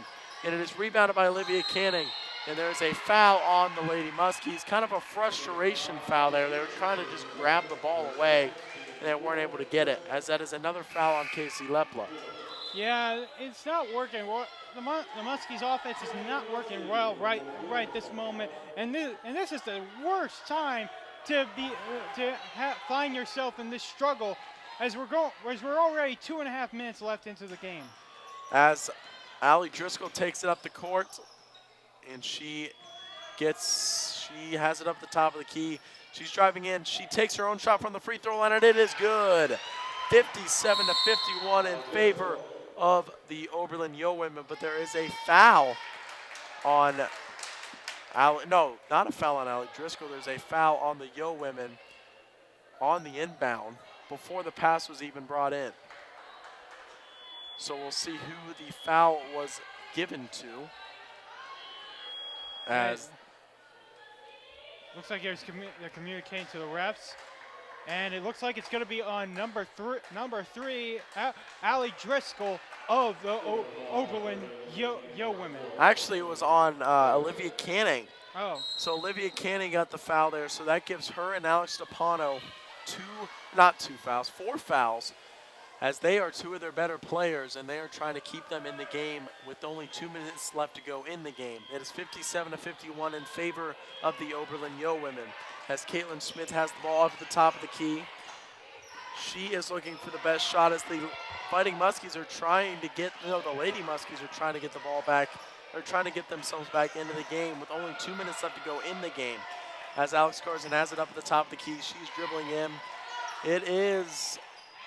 She tries to get it out to Caitlin Smith on the left corner, and it is tipped out by Allie Driscoll. So Caitlin Smith is going to be the one doing the inbounding.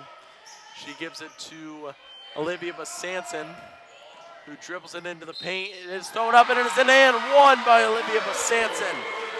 A big-time play there by senior Olivia Basanson makes it 53-57 as she is sent to the line.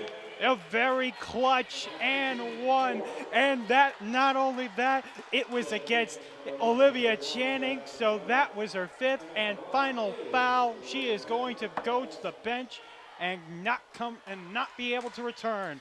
As Jasmine Sorrells comes into the game now for the Yeomen, and the free throw is good by Olivia Basanson. That gives her her 15th point of the night as the Yo women have the ball. A big play, a big-time defensive stop here needs to be made by the Lady Muskies if they want to stay in this game.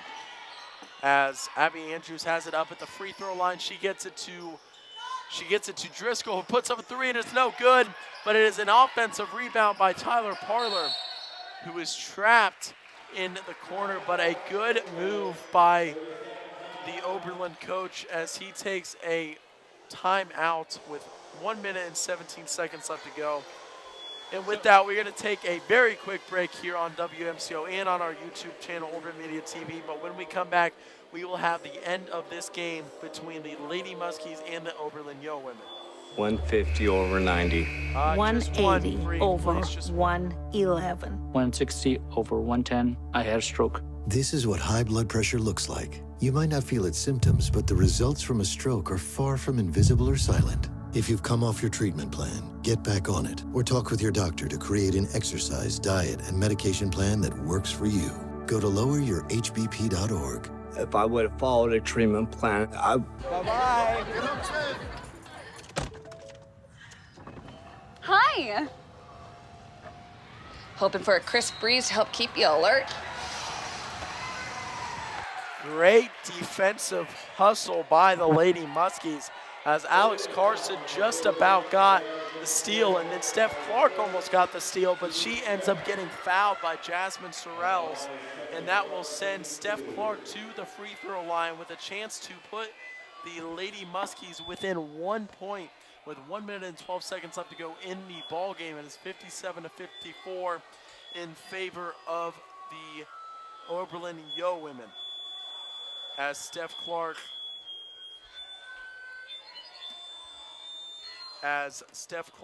is going to be at the free throw line after the refs take a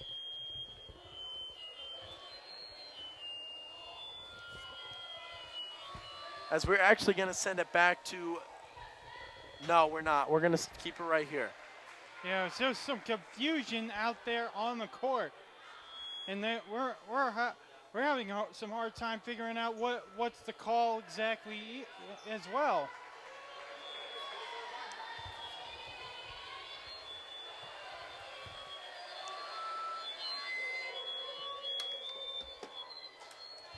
As they are still talking about what is going on, the refs are still having a tough time figuring it out. But we do know Steph Clark is going to be at the free throw line one way or another. And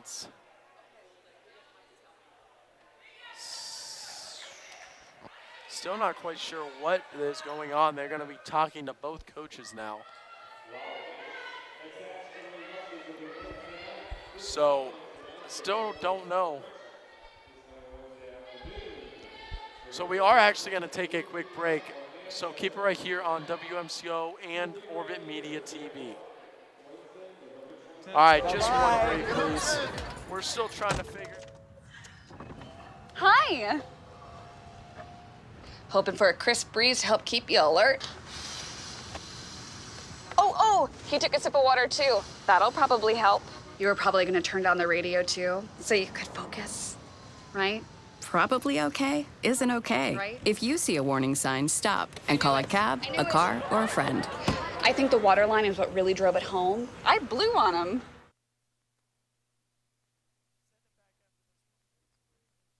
It's me, Artie. Come see what I collected from the Creative Galaxy in my idea box. Transform your world. Will you help me make art?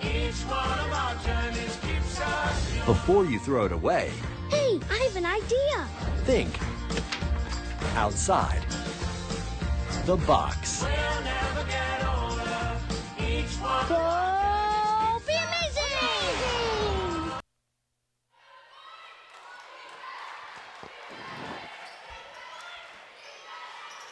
So after some major confusion, Steph Clark is not at the free throw line. They end up calling it on the court, and the Lady Muskies are forced to bring it in, and they do have the ball still. But then a turnover by Alex Carson. She was trying to get it to Olivia Basanson, but it ends up in the hands of Abby Andrews. So with 53 seconds left to go, they send Abby Andrews to the free throw line. And now it comes down to free throws. Not what the Muskies were hoping to accomplish in this game. Yeah, I don't really know. I'm not really sure why they're fouling him already because they have a chance. I mean, it's still only a one-possession game. I wouldn't take the risk. They would probably kill the clock, and it'd be 20 seconds left by the time they get the ball back. As Abby Andrews misses her first free throw, so the Lady Muskies are still in this one, as they are going to obviously hope for another miss as Abby Andrews gets set, and it is good. So it is 58-54 in favor of the Yo women. 53 seconds left to go, and we are going to stay right here during this timeout. So, Andrew, not a lot of time left, but the Lady Muskies do still have a chance in this one. What do you think they need to do on this coming play? Well, they're not in extreme desperate mode now, but they're in desperate mode. They need a quick, no matter how you look at it, they need a quick basket and then a defensive stop to stay in this game right now. So I would definitely say the Lady Muskies, just knowing their way of playing, are probably going to take a shot at a three-pointer right now, as they love shooting the three. Although they've been trying to shoot it in the paint for a while, but they've been having some trouble there. I want to see if they can get they could get some fouls in and get them in Oberlin in more hot water. Maybe take out Alex Sapano, since she's only got one more foul left till she's gone. So it is 58-54 in favor of the Oberlin Yo women. 53 seconds left to go in the game here at the NC Steel Center. I'm Michael Pagano along with Andrew Dunlap. And Caitlin Smith is going to be the one doing the inbounding. They get it down low to Dana Parkman. Dana Parkman with a layup that she misses, but she gets her own rebound. And now Caitlin Smith has it up at the top of the key. Alex Carson now has it. And they are looking for a shot. Alex Carson with a long three. It is no good. And it is rebounded by the Yo women. And Abby Andrews is fouled. And a shot that looked like it should have gone in. No, I wouldn't call it in. That was I didn't like that shot because she was basically being double teamed from the top. She ran from the top of the key to the left wing while two people were guarding her, and then she fired whilst two people were still on her. I could see why she missed. No, I meant the shot by Dana Parkman. The shot in the paint. She should have probably made that one. Oh, that one. Yeah. You should have been more specific. So, anyways, Abby Andrews is at the line, and she makes her first free throw. And then she misses her second free throw, so the Lady Muskies are still in business here, but they need a quick shot and a quick bucket. As Olivia Basanson has up at the top of the key, she throws it up, and it is no good. And the Yo women get the rebound, and then a jump ball will send it back to the Lady Muskies with 21 seconds left to go. It is 59-54. So the Lady Muskies need a bucket here of any kind just to give themselves a chance. That was a great play there to get the ball in that jump ball situation. Now they got to take advantage of what they have. As Dana Parkman throws it up, it is no good, and it is rebounded by Jasmine Sorrells. And that will almost undoubtedly do it here at the NC Steel Center, as she will be sent to the line. I guess you never want to say never, but it is 59-54 with 14.1 seconds left to go. And if she makes these free throws, it will be a three-possession game. If she makes both of them. Yeah, if she makes both. But if she makes only one, it's a two-possession game, and we could call timeout and move the ball to the half court. And she does miss the first one. So there will not be a three-possession game, whether she makes this one or not. So Jasmine Sorrells is going to be looking to make this one, obviously, as she puts it up, and it is good. So it is 60-54, as there is going to be a timeout. A quick 30-second timeout brings the ball, will move the ball to the half court and give the Muskies a chance to try to go for three. This is it now. They're going for broke. As they definitely need to make a three here to give themselves any sort of chance. A two will not do them any good. So if I'm going to be the one taking the three, I would want Olivia Sanson, because she would give us our best. She would give them their best chance of making a three. As they go for the two, and Alex Carson is fouled. A little bit interesting to see them going for a two as they're down by 6 points. So Alex Carson is sent to the line now, as she's a very good free throw shooter, so we shouldn't worry. As she misses her first free throw. Until now. So she's probably just going to end up having to try and make this one, as she does. So 55-60 in favor of the Yo women. And a timeout by the Lady Muskies. It looks like it's a timeout that's being called to Oberlin. Oh, okay. So timeout by the Yo women, actually. So 60-55 here at the NC Steel Center in favor of the Oberlin Yo women. 9.7 seconds left to go in the game. And the Lady Muskies really just lost the steam they had coming into the second half. Yeah, it was. The first half was a great showing for the Lady Muskies, being able to force so many turnovers against Oberlin. But now it looks like they keep making the same. It feels like they're making the same mistakes over and over again in the second half. And because of that, not only did they let them Oberlin get back from a 15-point deficit, but they even let them overcome them and take the lead. As they get it to Allie Driscoll, and she is fouled by Alex Carson, and that will send her to the line. With 7.6 seconds left to go in the game, that is Alex Carson's fourth foul of the game. And Allie Driscoll will be at the free throw line. And her first shot is up and good, which makes this still a two-possession ball game, but if this one goes in, it will be a three-possession game. As she puts this one up, and it is no good. So it is still a two-possession game for the Lady Muskies as Dana Parkman takes a timeout. So the Lady Muskies are back in the same situation as they were about 20, not even 20 seconds. I guess you could say 7 seconds ago, because it was 14 seconds when last time they were in this timeout situation. So their best shot here is to make a three, get the foul, hope for two misses, and then go for another three. I mean, they're in a good chance. There's a good chance they could miss the free throws. Oberlin has been struggling to finish those. Yeah, they have not been making the free throws whatsoever so far today. I mean, they made a few here and there. Yeah. So Kaylin Smith is going to be inbounding it. Alex Carson once again going to go for two, and she gets two. And then there's 3.4 seconds left to go. This one is tossed in, and that will be the game.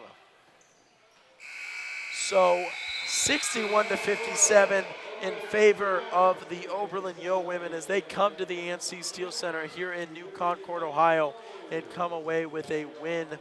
And with that, we are going to take a quick break here on the Orbit 90.7. But when we come back, we are going to have your post-game report. So keep right here on WMCO and Orbit Media TV.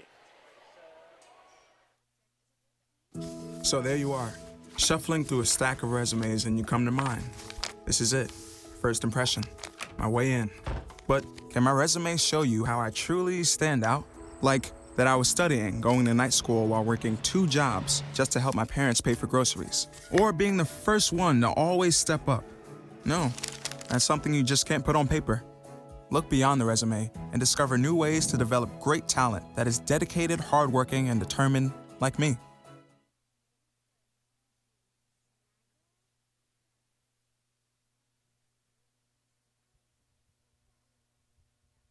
Open road, here comes the Heffley family. Whether it's a short trip or a long haul, Estimated time 47 hours. they will beg, You're hungry? I'm happy to provide. they will plead. Deep fried butter on a stick.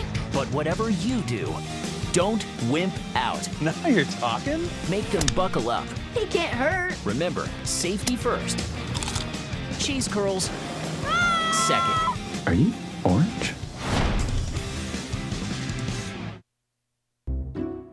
I'll never forget the day our landlord called and said, read your lease. No pets allowed. My owner tells him my dog ate the lease, but that didn't work. And now I'm stuck in a shelter. But this pit bull is ready for a new crib. I'm loving, loyal, and play well with others. So don't be intimidated by all my muscles, because the biggest one I have is my heart.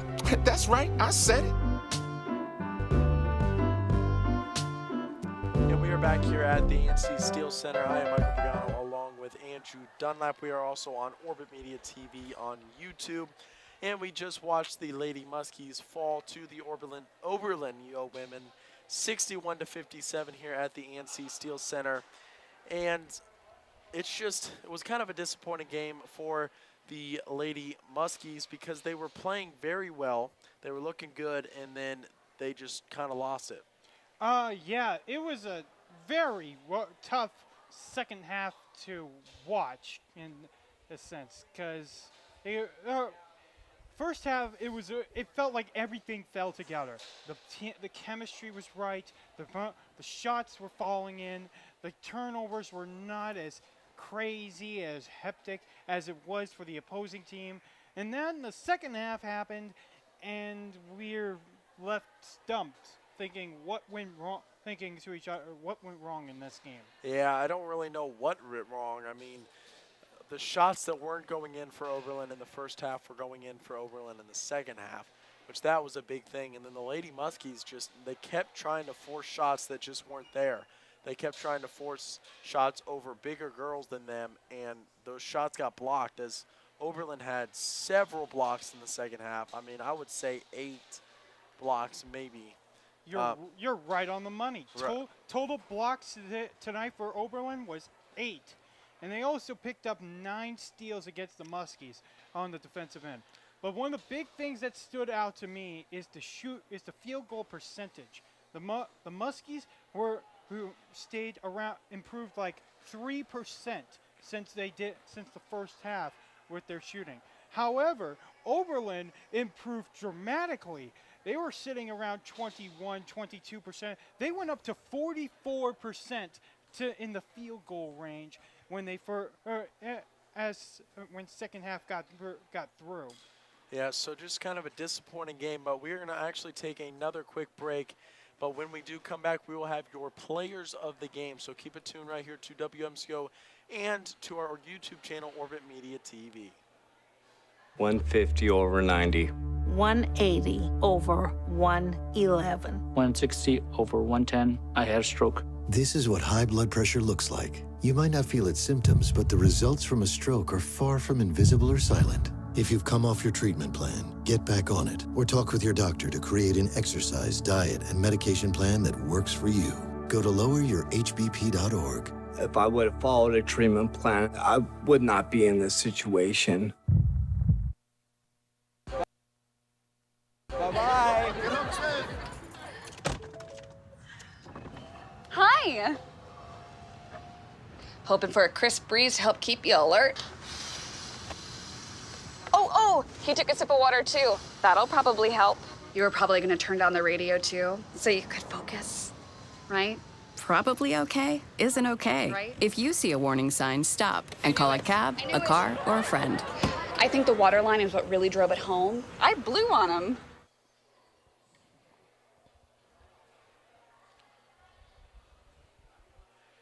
And we are back here live on Orbit Media TV and on WMCO. I'm Michael Pagano, and I'm here with Andrew Dunlap as we just watched the Lady Muskies lose to Oberlin Yo Women 61-57. And so for me, as far as a player of the game goes for the Lady Muskies, I would have to go with Olivia Besanson, as she had 15 points on the night, and she was making quite a few threes, but down the stretch, she started to struggle a little bit. Olivia Besanson would probably be my bet as well. And it's an interesting thing. And against Kenyon, we were talking about, me and Joe Scott were talking about how Olivia Besanson and Alex Carson were shut down, and everyone else stood up, from Stephanie Clark to Dana Brooke to Emily Yeager. This time around, against Oberlin, Alexander Carson and Olivia Besanson stepped up, and everyone else got shut down, except for maybe Emily Yeager, who ended the night with 9 points, but that's only because she went to the free throw line and made 6 points from there, and then hit a three-pointer in the first half. So it's not much of a win, not much of a good showing for her either. The point is, Olivia Besanson is definitely the player of the game, but the problem remains: can we have someone on the roster that can play consistently? Yeah, that definitely is the big question for this Lady Muskies team after the first 2 games, as they are off to an 0-2 start here to this 2017-2018 campaign. And for the Yo women, I would have to say I would give the player of the game to Alex Stepano, because she had a pretty solid game, as she finished the night with 13 points. So I would think, I don't know what you thought, but I think Alex Stepano really stepped up in the second half. I would go with Ali Driscoll for my player of the game. 12 points, 5 rebounds, and 3 assists to take command of the Yo women's style of play.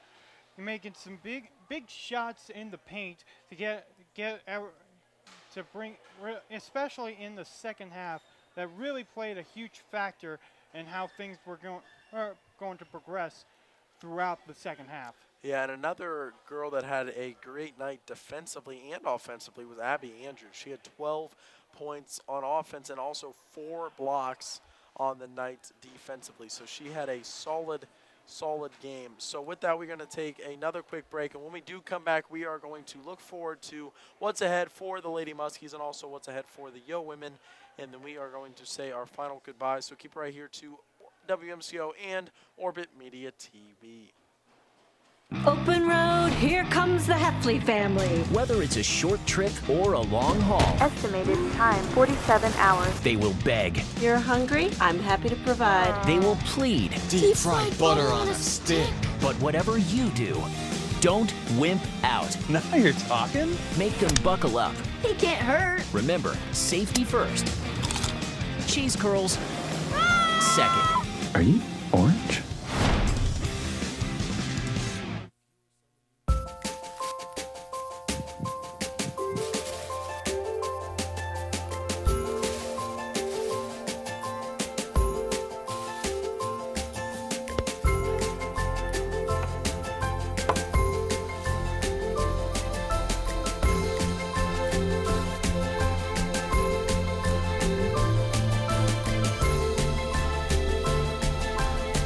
Every year, 40% of all food in the U.S. never gets eaten. 40%. That's almost half the food we produce. Food waste is a serious problem. It impacts all of us. And it's expensive. Your family is throwing $1,500 a year in the trash. We're working hard to put food waste on the chopping block. And you can do the same at home. Learn how to cook it, store it, and share it. Just don't waste it. Go to savethefood.com. Bye-bye. Hi. Hoping for a crisp breeze to help keep you alert. Oh, he took a sip of water too. That'll probably help. You were probably gonna turn down the radio too, so you could focus. And I'm here with Andrew Dunlap, and we just watched the the Lady Muskies fall here at the NC Steel Center, 61-57. As the Lady Muskies do play against Manchester here at the NC Steel Center coming up on Wednesday night. Yep, and it is Community Day, folks. So if you would like to get in for free, all you gotta do is be able to donate canned food and non-perishable food to at the front gate, and you can get in. You can get in for free. So I'm hoping for good attendance for that matchup against Manchester. Well, the only problem with that is there is going to be Thanksgiving break, so there's going to be a lot of people at home for that game. But anyways, look at the positives, man. as far as the donating to people in need. As far as the Lady Muskies go, I would say for the next game, they just kind of got to play a full game. I feel like in the first 2 games, they have not played a full game for 4 periods, and I think it's been the downfall for them so far. Yeah, they've had this game in particular, they had a really tough outing getting anything going on a consistent basis for in the first half and in the second half. The second half, against Kenyon, they had explosions of good offense, and then what's an opposite of an explosion? Compression? I honestly don't. I don't know. Compression segments of compression in the plays against Kenyon that made them go. It was like a roller coaster, and in the end, it didn't turn out in their favor. This one was a lot more consistent with how bad it was and how good it was. Yeah, and then as far as Oberlin goes, I would say they kind of just got to shoot like they did in the second half. But that will do it for us. For Andrew Dunlap, I'm Michael Pagano. Have a great night, New Concord. Enjoy your holidays.